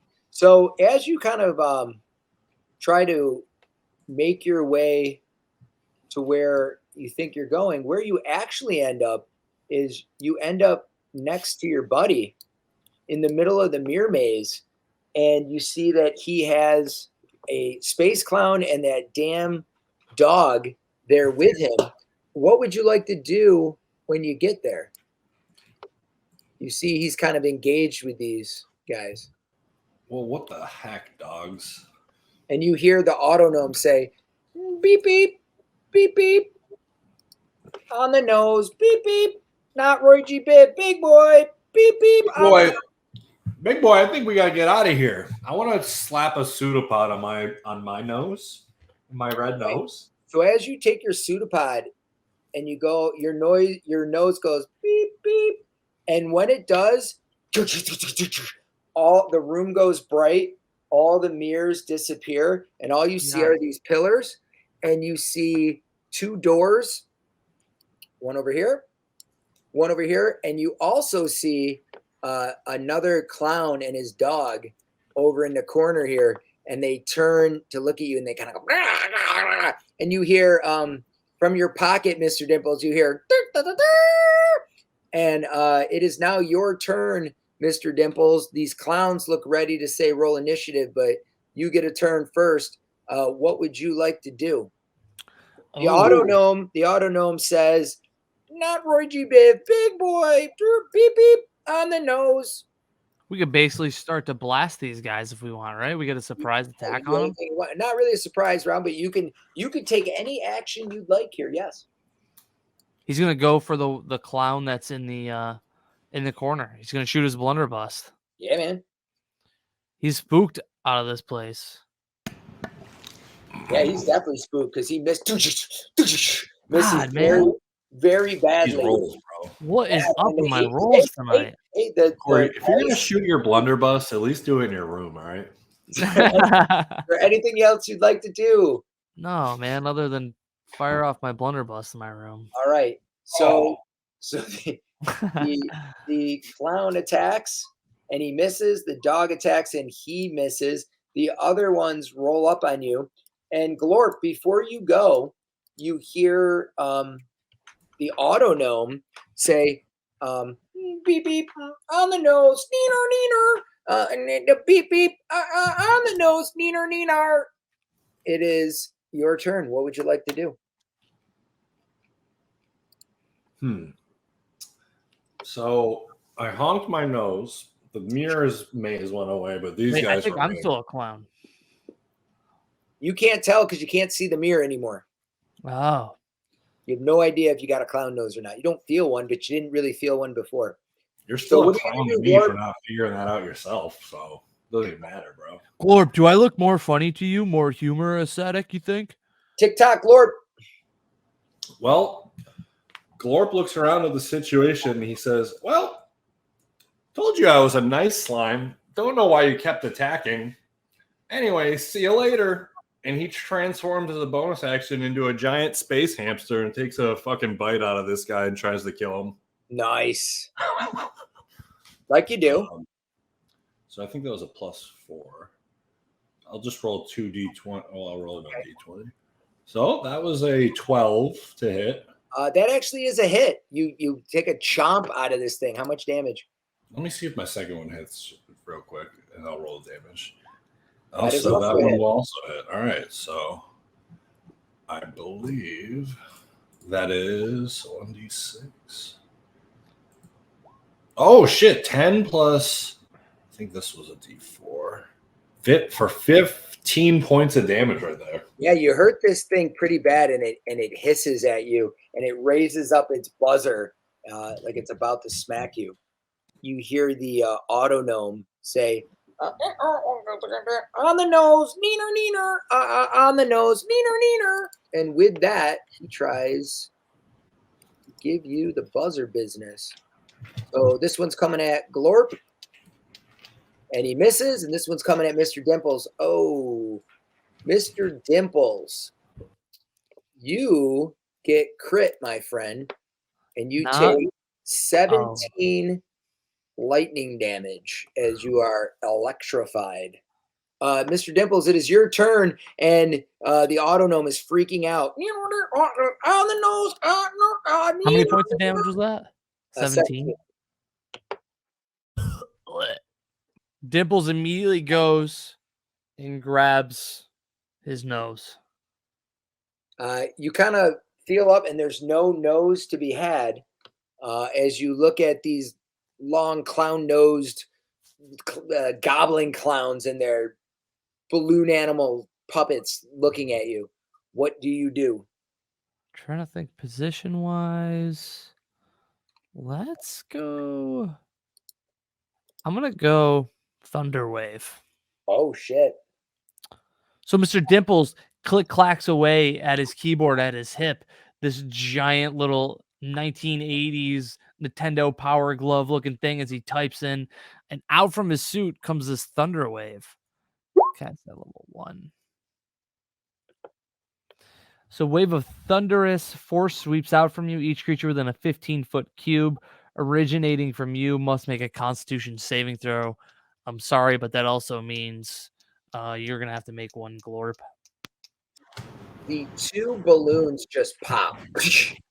The clown that got gnawed on just drops. However, when he dies, he explodes with a dying burst. Oh, He releases this ooh. confetti that just explodes out. He turns basically into raining confetti. I need you guys to make DC 12 dexterity saving throws. Really wish I had some of that inspiration going around. Glorp, you fail. So you're going to take 6, and Dimples, you're going to take 3 on that. Somehow Bless is on, and Bless should not be on. I don't know I thought why. that was your. I thought you said guidance. No, I would immediately say that I did not cast guidance. So then you before. both took. What did I say? 6 acid. Oh, jeez. So Yucky. with that, 5 it hit points. seems like the autognome that it's the electricity kind of surges through it. It kind of locks into place more, and it runs up on the clown. I'll let one of you two roll a d20 as it tries to punch this thing. Oh my Would dude. you like to use your inspiration? I don't have any inspiration, Dennis. Spooches, would you like to use your inspiration for him? Yeah. Roll again, baby. Oh! He misses seemingly, and the clown starts just laughing at him.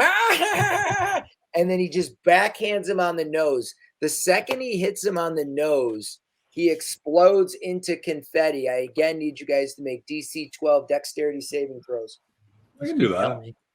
You each take 3 damage as the confetti pours over you. You are out of combat. I have Yes? 2 hit points. I'm not looking so good right now. Well, you do have those potions of healing from your last adventure, so you could use those, or if you have any other means of healing, it's up to you. Yeah, I'll use my potion of healing. What is that? I always forget what that is. I believe it's 2d4 plus 2. Correct. But also, Glorp puts his hand on your shoulder, and you feel like parts of his slime kind of like being transferred into you. And it's like Glorp has kind of absorbed and processed a bunch of healing herbs in his life, and he's going to go ahead and cast some Cure Wounds on you. Whoa. So 7. I'm going to do it twice. 7 and 8. Excellent. Where would you like to go? There are 2 doors. There is one in this corner over here, and there's one in this corner over here. And of course, if there's anything else you'd like to do, just let me know.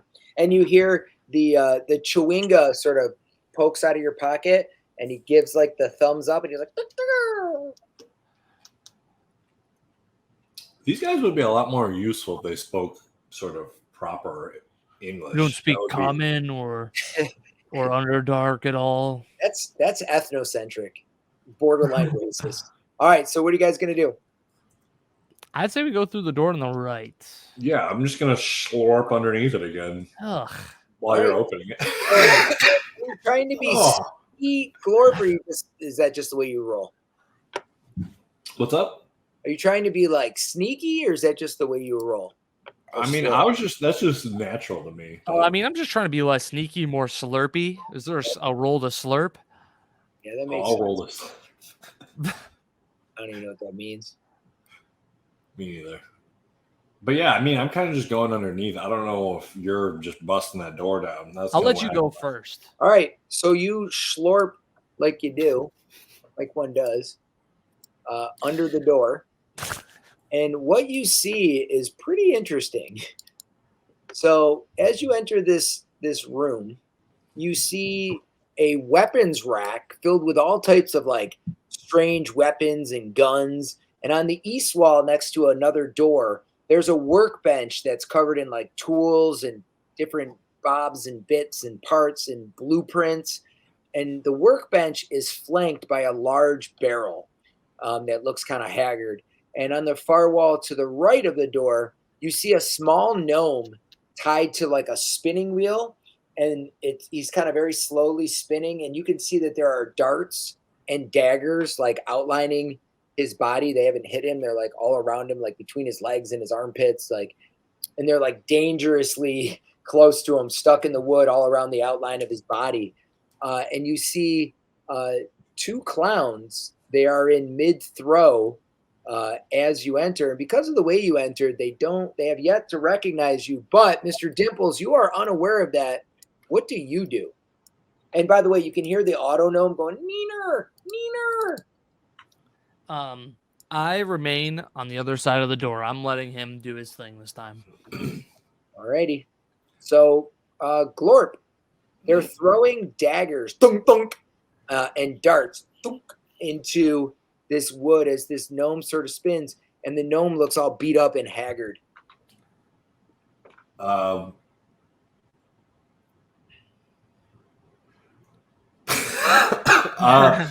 Wait, it's the gnome. The gnome is on the wood thing, right? So the gnome is back here. He is spinning. The weapons rack is over here. The workbench Oh, is okay. here. Oh, I There's see. a door here, and their backs are to you. They're throwing daggers and darts at him. They're not hitting him as of yet. Yeah, well, in that case, I think I see that it's the gnome, and I'm gonna try to slurp back under and let Dimples know that we're gonna make a dramatic entrance. Make a stealth check. A quick slurp and slurp back. An 11. All right. So as you start to slurp, they turn around, and you can hear like they run over and they open the door, and they say, "Roll initiative." Glorp, you get to go first. Frick yeah. So I'm thinking about this now. I would still be wild shaped. I maybe couldn't have. Would I still be able to slurp like Let's that? just say you did, because we got to keep the game moving. You slurped as a big old, huge. So go ahead. Now Yeah. So maybe I just slurp my head under or something and pop back. So I'm just gonna, now that I'm regrouping my buddy, I'm gonna lunge in as a giant space hamster, which is sort of our reflavored brown bear druid wild shape, and I'm gonna just lunge after this fool with my bite attack. Squeeze through the door, but because of the way you're made up, I'm gonna let you get in there because you're big now. So go ahead. How do you attack him? It is a leaping, lunging bite attack with my giant space hamster fangs. Okay. It's a +6 to this D20. I looked it up this time. So a 17. That is a hit.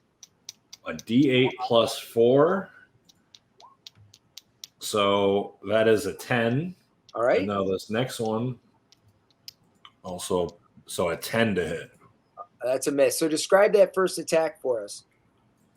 The first attack, I just kind of lunge at him with my hamster hands on his shoulders and try to take a big bite out of his clown neck. I've had it with these motherfucking clowns on this motherfucking ship. So you do bite him, but you hear the it's kind of muffled because your big gooey butt is blocking the doorway. You hear the auto gnome say, on the nose, neener, and he gets really, really amped up. One of the few times you could tell someone they have a big gooey butt, so I'm glad you took that up. Well, Dimples, your friend's big gooey butt is blocking the door. What would you like to do? Is there a way that I can squeeze or shoot around him? There's no way. No, I'd have to squeeze into the doorway, huh? You guys are both big. Is there like at least a little little bit of daylight at the doorway top here? Little bit of daylight at the top. I want to throw a grenade, but I'm gonna flavor it as fairy fire. Okay. So fairy fire. It's also my last spell slot of the day. Probably a bad idea this early, but each object in a 20-foot cube within range, outlined in this bluish, we'll call it like a staticky light, kind of outlines. Any creature that's in the area the spell is cast fails a dexterity saving throw. Oh, DC save was 13. They both pass. God damn it. I'm sorry for this. So that, I guess, no, doesn't end my turn. In through the doorway squeezes H1P0. Nice. And what is he H1P0? He's going to cast Flamethrower. Oh, shite. Make a ranged spell attack originating from the cannon. One creature or object with 120 feet of it on hit. The target takes 2d8 force damage. All right. So is that just a d20? Yeah. That's 18. a hit. That's a hit. Roll that damage, baby. 2d8. Ooh. So the one that your buddy chewed up just gets annihilated, but it does explode. DC 13 dexterity saving throw on that dying burst. Completes my. Is it going to be him too? So he's on fire. So Glorp's got to make the DC 12 dexterity saving throw. Come on, Glorp. That's the way. You fail, you take 6 points of acid damage. All right, Glorp. It is. Oh, actually, it's the Space Clown's turn. He moves forward. Actually, no, he backs up. Oh, no, he can't. He's going to take a disadvantage shot with his ray gun. And he misses you. Thus ends his turn. All right, Glorp, you are up, and you can hear the auto gnome. Big boy, on the nose, neener. This time I'm gonna try to take a bite. I'm gonna try to bite his clown nose off. All right, that is a called shot. So -5 on your attack. +6. That is so 15. That is a hit. And when you bite his nose, he explodes in your face. Make a DC 13 dexterity saving throw. Nice. 12. Aim for right, so you take 3 acid damage as he explodes. Nice. I've been having these every time, by the way, because I'm a slime. Yeah, that's fabulous. So the auto gnome bursts into the room and takes the gnome down, and he's just the whole time neener. And the gnome, oh, Pocket, I knew you would come. And he just throws his little gnome arms around the auto gnome, and he looks up and he looks a bit horrified for a minute as he sees you, Glorb. And then he says, "Oh, you must have got our distress caller. Please tell me you are here to help." Yeah, we're here to help you and your brother. Oh, my brother. Oh, Pocket. And Pocket's like, and he's like, "Oh, Pocket, what is here? Let me get my spricket wrench." And he goes over to the bench and he gets this wrench and he starts working on the auto gnome. It's a fucking sprocket wrench. it's a gif. And he's like, I did not expect you to be you. This is so how did you find us? Sort of this little guy helped lead one thing to another till we found you. He kept saying something about Roy G. Big boy on the nose. Oh, Pocket, I knew that you could.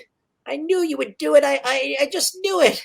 And he says, you see, my brother Ninar and I have been inventing our whole lives together, and well, I always favored tinkering and creating magic items, like you do, but my true passion was extra dimensional space. And he kind of gestures all around you. He says, you find it, and this really grabs your attention, Mr. Dimples. He's speaking your language. He's like, when you look at the properties of Dimension Door and Rope Trick and Bags of Holding and how they operate, and if you were just to get the combination just right with a little bit, you could create a pocket dimension. And I've been fascinated with it since my first Bag of Holding as a child. Whereas my brother Ninar, well, he was always more interested in the biological magics, like pertaining to plants and animals. And his favorite animal was his pet space hamster. And, well, our first major creation that we worked on together was Pocket. And he pops open the auto I'm notes. wagging my hamster tail, by the way. And what you see inside of Pocket's chest cavity is a hamster running on a wheel. What? And he says, yes, Pocket is the first ever space hamster powered creation of all time. And inside of his chest is an extra dimensional pocket space, a utopia, if you will, for space hamsters to live happily indefinitely. And all they need to do is take turns powering his wheel. And Wait a minute. Oh, wait a minute. Sounds like slavery with extra steps. I have no idea what you're talking about. They work for each other. And he says, No. Wait a minute. If you want things to work for you, you need to pay them a barely working wage, and you take all the profits. It can't Is work. this Orb or is this Mike talking? I have created for them a utopia. They live there of their own free will. They are intelligent beings that can leave at any time. They choose this life. They choose to power Pocket. Somehow, Hurricane. Take it from an expert. This is exactly why they call it a kill switch, because the hamster, no more auto gnome. That's why they call it a kill switch. Whoa. One professional to another. Listen, do you know of any merch chains that are looking for you? Because you seem to be a very intelligent gnome. Yes. Somehow the Mercane became aware of our work and with space hamsters and pocket dimension technologies, and they began funding our research. We began taking the pocket hamster model to Spelljammers and beyond. We even began to work on portal travel. And that's when the clowns arrived. They fed on many of our gnome brothers on our home planet, and they kidnapped us. They demanded that we build items for them under threat of completely destroying all life on our planet. In fact, this fun house of horrors is a pocket dimension itself. It was our first major project for them. In his work, Ninar learned of the bozo plant and an elixir that the clowns made from it called Thrill Joy Juice. It's how they came to be clowns in the first place. My brother became infatuated with the many magical properties of the bozo plant and the Thrill Joy Juice and how it could change one's very biology. He saw it as the secret to the next step of evolution. He began changing the formula. His focus was on using what he knew of the illithid hive mind to help the hamsters better work together to power our technologies with a hive mind-like brain, perhaps to help us escape. But it went horribly wrong. Two of his favorite hamsters changed in horrific ways, and they gained powerful psionic abilities. And but instead of helping us escape, no, they were driven mad. These loving creatures were transformed into monsters that took over the ship and enslaved the space clowns, forcing them to take the new Thrilljoy juice. All of the space clowns now serve Lanky and Fluffball, or excuse me, Lanky and Crane. He doesn't like to be called Fluffball anymore. We've been planning our escape, and, well, as you learned, the space clown technology is designed to only work for them, of course. But we got around that, didn't we, old Pocket? Didn't we, Pocket Boy? And, well, I have a workaround for their technology. As I designed it to work only for them as they requested, well, I have something of my own. There we are. He closes up Pocket's chest, and Pocket, shh. Oh, Master, you have done so well. I did my best. I led them just like you wanted me to, but it was very hard. I was badly damaged. Oh, Pocket. And he goes into his bedroom. You see two gnome-sized beds. You see a couple of desks with like diaries, and you see all of these sort of books on a bookshelf and things about, extra dimensional space and, artificer type stuff. But he comes out with a box full of gloves, and he hands them to you, and he says, these may be my greatest invention yet. Clown gloves. And he says, here, put these on. So I look silly in these things. And you kind of do. They're like Mickey Mouse gloves. Exactly. They look like that. Boy. But when you put them on, they morph to the size of your pseudopod or hand. And what they allow you to do is now you can use clown technology. So you could use any of these guns, including the one you found at the beginning of this adventure. And can I identify that gun then? As soon as you put the gloves on and you take it out, it's like you can read it all of a sudden. And it has 3 settings on it, and it looks... These are just silly sentences. It looks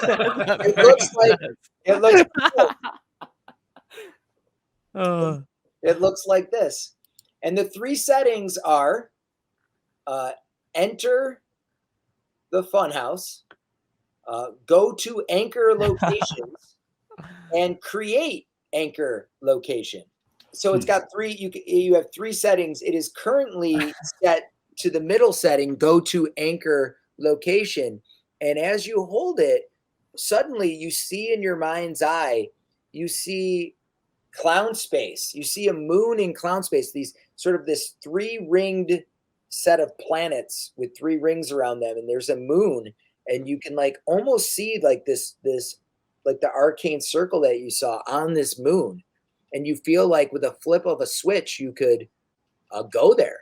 You see also like a space galleon, a ship, but it's been decorated by clowns, and you see clowns on the ship, and there is a portal there. You can also see in your mind's eye that there's like something that looks like a horseless wagon, a colorful horseless wagon with 4 wheels. It's very small though, but despite how small it is, you can see inside of it, and there's many, many clowns in this small horseless wagon. But what you see is it's approaching the cat's cradle. And then you see a portal to the Firebringer ship, the very portal that brought you here. While you're thinking about this, what you don't realize is Neener is building something. And by the time you look up from your thoughts, he basically steps into a mech suit. He's basically Gnome Iron Man. I need to get your recipe because that is awesome. Recipe? It's a spicy meatball. So, Mr. Dimples, what do you do with that information that's kind of flashing through your head as you hold this gun? What do you do? You have clown technology at your fingertips, dude. I have never had such silly, limitless fun potential at my hands. Oh, wait a minute. Wait a minute. And on your head. Make a Arcana check. I forgot about this. Oh, there's like a secret like setting, and you kind of like describe to me how, as you're like reaching out with your magical energy and you're holding this portal gun, how you sort of unlock this secret code. Like, how do you do it? Like, it's in your head. How do you do it? All of a sudden you hear, "You've got mail. New driver available to download. Click here now to download."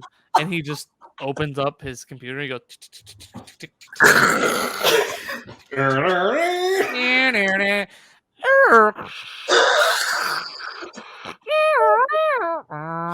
Wow.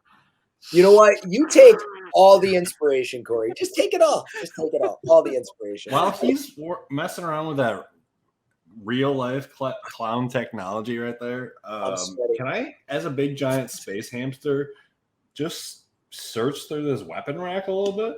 Yeah. Thank you. Yeah. Search the weapon rack. So as you're going sort of through this weapon rack, there's a long gun that when you hold it, you see it says popcorn gun on it. You see a smaller gun that says cotton candy gun.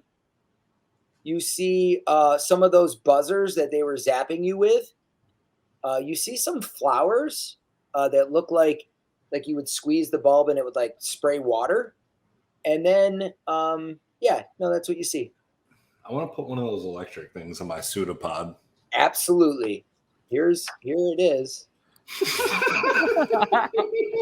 And it's a melee weapon. It's a +2 weapon. So add +2 to whatever, and you're proficient with it because you have clown gloves on. So add your proficiency bonus. It's a touch, and on a hit, it does 17 lightning damage. All right. So what you realize is there is one more location. And that location, you see a throne with two really weird looking, like white, mutilated, gruesome looking hamsters. And you see a huge giant space hamster and many, many clowns. And you actually can see another gnome in a cage. Well, that must be Nina. We better go get him. What do you mean? Ninar, where is Ninar? Oh, was this? Wait, did only Glorb see this? No, only you saw this, Mr. Dimples. You're seeing this in your head as you hold the portal gun. It's like you can see, like it's like choose where you want to go. And Wait, if you push the button, essentially, it's going to open a portal for you. I think if the driver finished installing, I think it's this button that brings us right to your brother. And he pushes the button, and he shoots a portal open. A green swirling portal appears and a giant clown mouth above it. And he goes, yes, they insisted that we zhuzh it up a little bit. And we added a little illusionary magic to make it look like a clown mouth. Quite clever if it wasn't so impossibly evil. We're working on making the portals clear so you can see on the other side, but swirling green for now. Zhuzh. So you're telling me that Ninar is on the other side? I know this sounds weird, but just trust me on this. And he jumps through the portal. Yeah, dude, I do an action pose as I jump through. All right. So you all, wow. As per usual when I play with you guys, nothing went to form, and I love it. All right. So you dodged so much great fun. And here you are up here with Niner in his mech suit. You enter this room, and as you look around, you see the sort of northern corner is filled with a shelf over here. It's a menagerie of like little tanks and stuff, and you see all sorts of miniature creatures in there. you see a small red dragon that it looks like a little pet lizard, but it's clearly a red dragon. And next to it is a very small kobold in a chef's hat. And then there's another one that's got like this nerdy looking monk sitting cross-legged reading a book. And actually sitting in that same tank with him is an ogre with this headband on, and he's reading 2 books at once. There's some like elves with like dark skin, and there's like all sorts of creatures. There's this really fat orange looking, maybe it's an ogre with like a red tie. It's a whole thing. There's all these like this menagerie of creatures over here that all look like shrunk down humanoids. You see what's gotta be his brother, Ninar, in this cage. You see a chest in this corner over here and another workbench. You also see a giant space hamster and a bunch of clowns. The 2 clowns have what appear to be what you saw earlier, sort of shrink ray guns. Before we deal with that, let me show you what the 2 hamsters sitting on the throne, these space hamsters, what they look like. Binky and the brain. One looks like this, and he says, "Why, hello. I see you've finally come to join us, Ugh. as I planned all along."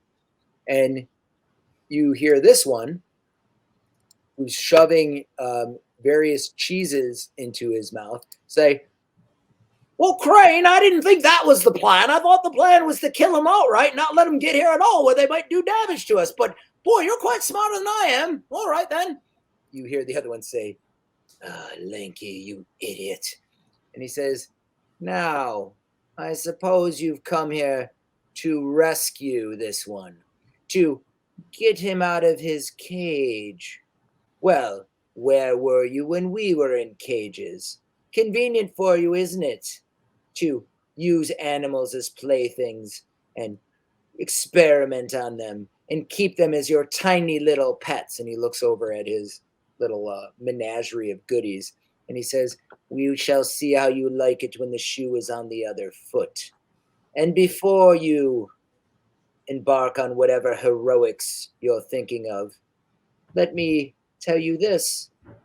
That ship, oh yes, the Firebringer, it is now hurtling towards your precious Rock of Brawl, carrying a payload of my mutant space plants, my bozo plants, that it will rain hellfire upon the Rock of Brawl and turn them all into either our food, our pets, or my minions." Well, why'd you go and tell them the plan, Crane? That doesn't seem like a very smart idea. They might go and thwart it now. Lanky, you don't understand the finer points of villain monologuing. Well, I suppose you're right. We'll say monologue no more. Everybody put your hands up to the sky, and we're not gonna cause any issues here. Yeah, dude, I'm with you. Tiny little slavery for animals is kind of messed up, so I don't really see why you want to continue it. So he says, yes. See, he's thinking what I'm thinking. You understand? Are you thinking what I'm thinking, Lanky? And he says, well, I think so, but I don't know how you're going to get a sprocket wrench and a spricket wrench up your nose at the same time. And you see him just, Crane just shake his head. You hear Neener say, Snowball, please, you are our kindest, most gentlest pet. How could you ever? And Snowball, I told you, my name is Crane. Yeah, I think it means cranium, but we just call him Crane. Thank you, you idiot. Now, seize them. Let us do that thing where we roll initiative. This is evil monologuing initiative, so have at it. So we each get our own monologue when it comes to our turn. Always. That's what you do. So you notice that the giant space hamster is not a normal giant space hamster. He's got like clown colorings, and he looks like rabid. I hate that. Yeah, we're doing it live. And you can see that the cage for Ninar with an A, that his cage is locked, and Ninar will not leave without his brother. But you also now know that there is a ship full of goodies heading towards the Rock of Bro. All right, so with that in mind, the space clowns go first, and they shoot their shrink rays at you.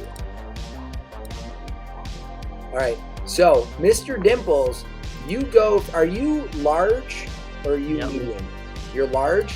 Yeah, pretty sure I'm large. So you are now tiny. You are now hamster size. The other clowns run up on Glorb and they attempt to shock him. Glorb. Can I just say how adorable that is, first of all? Yeah, you are now a tiny little GIF. All right, so you take 17 lightning damage, Glorb. And the other ones kind of... I'm almost not a bear anymore. Or a move hamster up. anymore. Kill them, you idiots! Grab the tiny GIF and put him in my cage. Yes, he will be a fine specimen. Specimen? I thought he was a GIF. Idiot. So it is the giant space hamster's turn. He can't get... He attempts to bite Ninar unsuccessfully, and Ninar's saying, "Whoa, boy, whoa! Remember, we're kind and loving. We're friends." Glorp, it is your turn. I forgot I can use a bonus action to heal up a little bit. I think I'm gonna do that. Okay. So to do that at level 2, I'm gonna roll 2d8 as a bonus action. So healing up for 8. All right. Bad rolls. And then I'm going to. So I got one guy right here. Oh, 2 guys right here. Yep. I try to bite. Wait, I have the buzzer on my hand. You do. I'm gonna smack him with my giant space hamster hand and hit him with the buzzer. All right. Go ahead. God That's damn it. the hit. Oh no. It's fine. Yeah. Oh, that is a miss. Did you add your proficiency and all that? Yeah. Yeah, that's a miss. Just rolled terrible. He dodges out of the way. Anything else? No. Now, Mr. Dimples, you are tiny, which means you can move freely through this space. They can try to get an attack of opportunity against you, but you can move about. There is the cage over here. There's a chest over here. You're not, I don't know how or if you can generate any damage.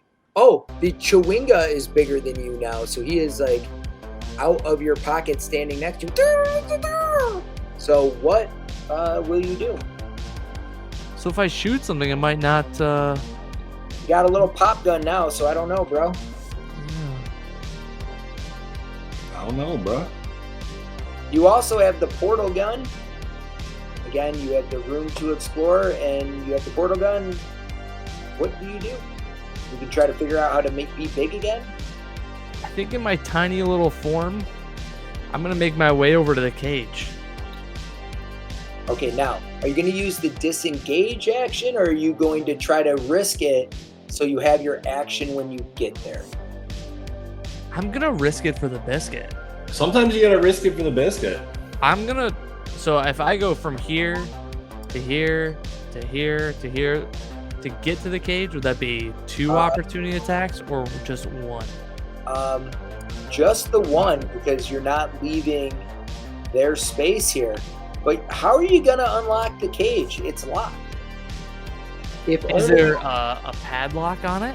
It's just kind of like a regular old lock, like for a cage. Like, you know, it looks like it needs a key.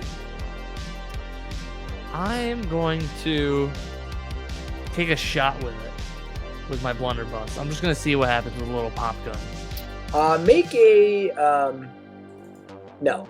I'm not gonna let you make a check. What I am gonna say is, you hear Chitter going. Oh, I know what I'm gonna do. I'm gonna use the power of Chitter. He's gonna give me a key. I want him to make me a thieves kit. So basically, thieves' tools appear in your hand. Pick that lock. And they What are should I do for it? Just roll a d20? roll a sleight of hand check at advantage. All right.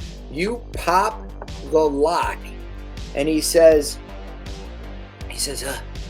Crane, please, you're better than this. We can stop this. Those poor people. Mr. Dimples, anything else you'd like to do? No, that's gonna end my turn. Well, actually, I still have H1PO. All right. So I want him to take a shot at who? this guy right here, this All right. goblin. Roll. Just straight D20. That's a miss. All right. And miss. It's just too tiny. All right, so it is the Space Clown's turn, and you hear Lanky say, "Oh, Crane, what? He's out. What are we going to do about that?" And you hear Crane say, "I will use my psychic powers. They will feel what it's like to be in the sort of pain we were." And he attempts to Mind Blast. He does it in a 60-foot cone. I need you guys, actually I need Glorp to make a DC 15 intelligence saving throw. Boom. Okay, so you shake it off. Do you take half? You do not. All right. Oh yeah. What is this? The other Space Clowns attempt to attack you. The little one runs up with his buzzer, and he's unable to shock you. The other one attempts to use his ray gun at disadvantage, and he misses. This one attempts to grab Mr. Dimples. Mr. Dimples, I need you to make a dexterity saving throw. Oh, not a strength saving throw? You're teeny and tiny. You'd rather use dex. Oh. Ah, Dimples! There we go. Describe to me how you scurry away from this Space Clown trying to grab you. The big, stupid clown gloves tries to grab me. I just slip through his big, fat fingers as I scurry away on the bookshelf. Nice. All right. The giant space hamster takes a bite out of Neener, and Neener's like, oh, but he's still there. Glorp, what do you do? I think I see him take a bite out of my friend, and I look at him, giant space hamster to giant space hamster, and I'm like, dude, come on, please, you gotta stop working for these clowns. Come on. And I try to gently touch him with my non-buzzer hand. Make a disadvantage animal handling check. All right. So you see him temporarily calm down, and then he gets enraged again. But it looked like you were making some ground. Mr. Dimples, you're up. You just slipped through this. Oh, do you have a bonus action, Glorp, or anything you'd like to do? No. All right, Dimples, you're up. All right. So the gnome is just a regular gnome size. He's not tiny, but he's like in the mix of all those people over there, huh? Yep, but he's trying to reason with Crane, but it doesn't seem to be going well. What will you do? Which one is Crane? This one right here, the leader of the pack. If I'm tiny, am I like, how tiny am I? Am I in the same size as You're Crane? like hamster size, bro. Oh, so I'm the same size Maybe, as Crane? maybe a little bigger. Yeah, you're a little bigger than Crane. I'm going to try to grapple him. Okay, go ahead. Now, I don't know. Hippo build gives me advantage on strength. It does because you Big guys are tech, the same but- size, so let it fly. Oh, come on, man. Would I'll use, I don't know. I can't reuse my inspiration. I'll let I, you I use rolled your- that advantage. I'll let you use your inspiration. Roll again, baby. It's one roll.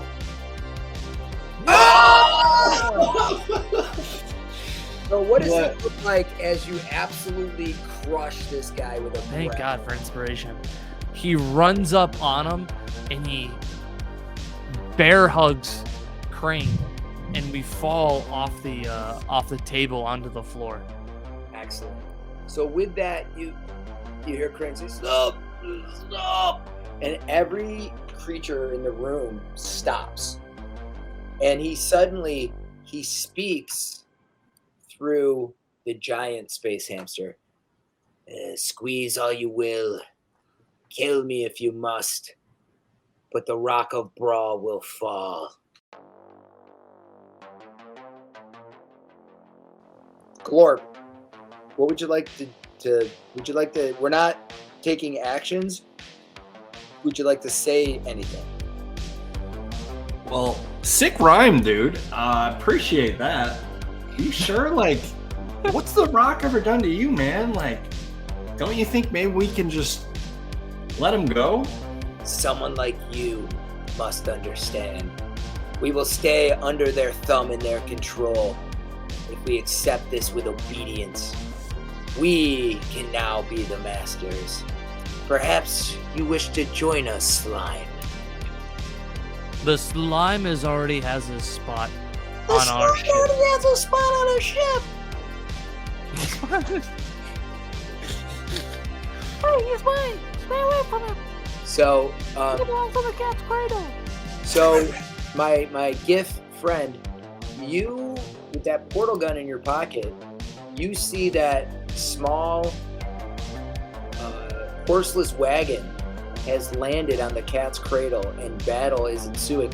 And you cannot believe, man, extra dimensional pocket dimensions are crazy. They just keep coming out of this horseless wagon. They just keep coming out one after another onto that cat's cradle. And the cat's cradle appears to be chasing the Firebringer as it hurtles towards the Rock of Brawl.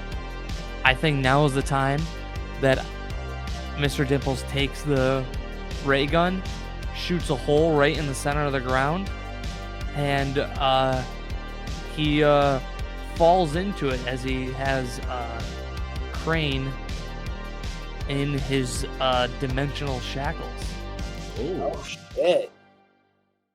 So you fall through the portal with him. Seeing this, the space clowns kind of like are shocked for a moment. Glorp, what do you do? I just make a jump for it. All right. Neener and Neenar join you, and suddenly you all find yourselves. Oh, wait. Where do you take them? Do you go inside the small horseless wagon aboard the cat's cradle? Do you go to the Firebringer? Do you go to Clown Space? Do you go back? Where are you going? We're going back to Cat's Cradle, baby. Cat's Cradle. An epic race. And there is a clown car, a horseless wagon on the back, and there are clowns pouring out of it. You see the Firebringer is ahead of you, and it's headed for the Rock of Brawl.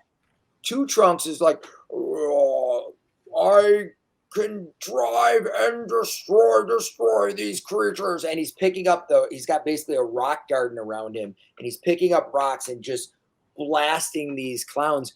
But the numbers are overwhelming. And you hear the Autognome Pocket say, their weakness is their nose. Hit them in the nose. And you hear Captain Moonsay said, you heard them, boys. To the noses. And they start cleaning up the deck pretty quickly. But she says, Two Trunks, we have to catch that ship. So, Mr. Dimples, you are holding on to Crane. What are you doing to help stop the Firebringer from crashing into the Rock of Brawl? You are, as you can also see, you are surrounded by the Kindori, who are just like nothing is happening. They're just casually floating through space towards the Rock of Brawl, like you do. Dimples, what are you going to do? Quick! He hits the floor and he pulls out his dimensional. What's that? You're tiny, remember. I just want to put that out there. Oh yeah, I'm still tiny. Well, I pull out the dimensional shackles and I at least shackle up our buddy here that fell through the portal with us. Okay. And I yell to the two noodle people. What are they? I forgot their name. Yeah. They're flumps. It's Olga and Flumps. Plot. I say, Get the ballista. Command the ballista. How about the ballista? So they spin the ballista around and they take a shot at the Firebringer. Go ahead and roll the to hit. just D20. Yes, it's plus. My God, dude, did dice today. Yeah, so that is a failure. All right, Glorp, what are you going to do to help? I am going to unwild shape, so I'm back into slime form. Yep. And I'm going to hold up my arms and wave my pseudopods and cast thaumaturgy in a way that flames flicker, trying to say like SOS to these things. Oh, shit. Make an advantage animal handling check. There you go. I'm trying to use lights. Yeah. Okay. 15. So you see them start to move in closer to you, the ones that can sort of see your light show. So that's a success. Excellent. Two Trunks says, we need to clear the deck. The deck. All right, Mr. Dimples, what do? You hear Crane say, your resistance is useless. The Rock of Brawl is doomed. And I say, aim to Two-Face. Aim for the clown car. Throw the rocks at the clown car. And all of a sudden, I don't know what a car is. The horseless carriage. Throw the rocks. Throw the rocks Right. over there. So go ahead and roll 2d20s. 5 and an 8. Okay, so that is a failure. So he misses. All right, Glorp, what are you going to do? So what did these things start doing when I did that? They're rolling up. They're like checking it out. They're like, hey, man. Yeah, I don't know. I feel like as they get closer, I'm like trying to do it more. Like, come on, guys, we need help. All right, what are you trying to get them to do? How big are they in comparison to this ship? They're 60 feet. They're like ships themselves. Like to intercept the ship from like getting to the rock. All right, make another animal handling or a performance check at advantage because you're using lights. Animal handle this fool. Oh, only a 9. Okay, so with that, they seem confused and they kind of nudge the ship, throwing you off balance, like kind of little, it's like a little love tap. I will let you know your next failure may spell doom for the Rock of Brawl. Mr. Dimples, you are up. all right. Do you have a Hail Mary? What do you got in mind? You've got your arm around Crane. The battle is not going well in the ship. All of a sudden, Mr. Dimples has been waiting for this moment since he lost his last ship. He pulls out his spell scroll, create spell jamming helm. Now, when you do that, in your mind, you see, again, the portals. You see a portal back to the funhouse. You see one to Clown Space. You see one to the Firebringer underneath, where you originally went into the funhouse. Oh, the Firebringer, dude. So what do you do? Ship. Okay, cancel that. I want to use H1PO to help take care of the clown car. So Okay. I want him to go try to attack the clown car. All right, make an attack roll. God, we need this.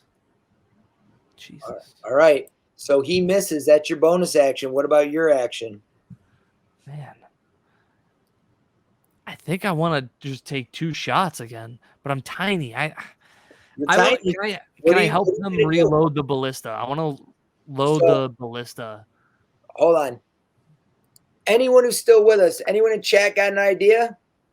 This is not By the good. way, Corey is tiny and adorable. All right. What are you going to do with your action here, bro? I want to help the noodles. You got your spell scroll. You got your portal gun. You got very weak weapons. I can't turn back big again. I'm going to use my portal gun Okay. and shoot out 2 Firebringer. All right. So suddenly you are on the Firebringer in the bottom where you were before. So, Mr. Glorb, what are you going to do? I just disappear, vanish. So I see you just shoot into a portal. Yep. Damn, bro. This is tough. Come on, man. You We're guys, right there. you guys can do this. Yeah. Dude, What are I you don't gonna know. I feel like I want one last chance. I want these things to like knock this Firebringer away from. What are you going to do that's a rock. little different? You got to do something a little different than just flash at them. They're right there at the side of the ship. The clown battle's going on.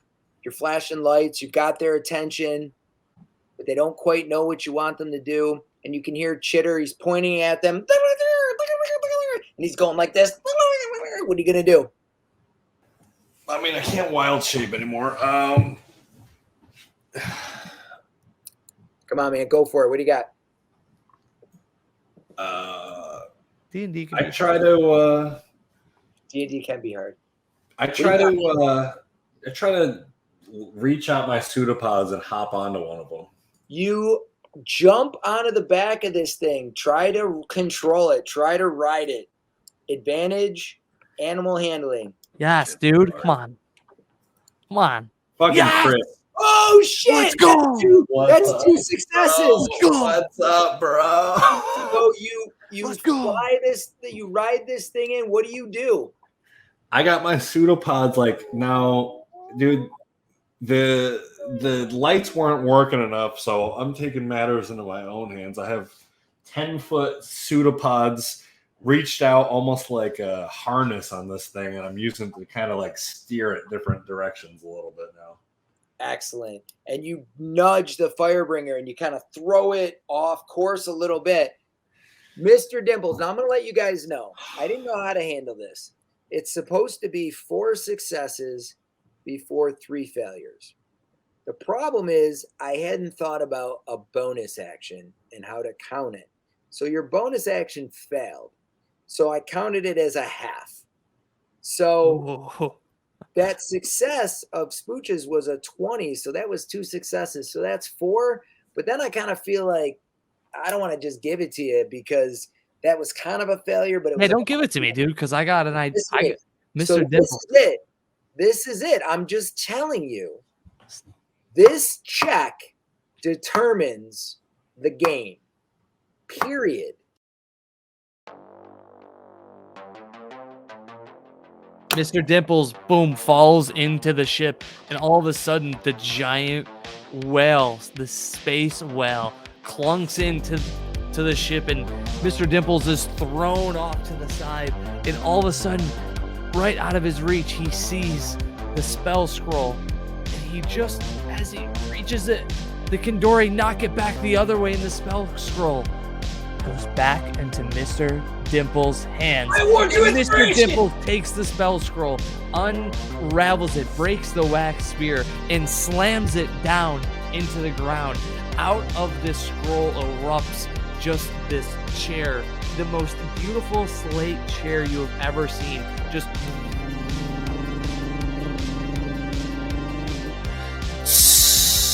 smoke dissipates, and Mr. Dimples takes his seat in the spell jamming helm. As he takes his seat, he tries to get his bearings, and he starts to try to control the ship, and he tries to yank it up. Arcana, Do I have advantage too? you have advantage. Well, you can. You have inspiration. So for I have that no inspiration. 16, you just got it for that. Just got it. Yep. Okay, using it. Ready? Oh, please. Please. Oh, 20! 20 for the W, baby! A 20. All right. So, describe to me how you take this ship off course from a collision course, unleashing these murder comets, unleashing this plague upon the Rock of Brawl. You see, it's very like Mission Impossible. You see Mr. Dimples gripping his armchair as he's like, Glorb, I don't think I'm gonna make it. I just wanted to say how much I love you, and you've been such an inspiration to me. And all of a sudden, he pulls up the ship and he goes, I'm just kidding about that, but you can be my first mate. I hope you can join my ship. And as he starts to control the ship, it just starts going all over Wildspace with no control. It's like a teenager having no grasp of how a car works. And he finally starts to get his footing, and he's able to dock it at the Rock of Brawl. Wow. Meanwhile, what we see is all of the clowns pack back into the wagon and fly off into space with, two trunks hurling rocks at them, and Olga and Blah just firing off ballista at them as they get away. We cut to when you jump through the portal, you and got in the space, the Spelljammer helm, Crane was able to slink away, and we see him jump on one of these Kindori and ride it off, laughing into the distance. Now, Can you, Crane? now, you guys have the portal gun. You guys have the Firebringer has been landed safely. You're able to easily defeat the miniature the space hamster that was piloting this thing in a suicide mission. How does this story wrap up?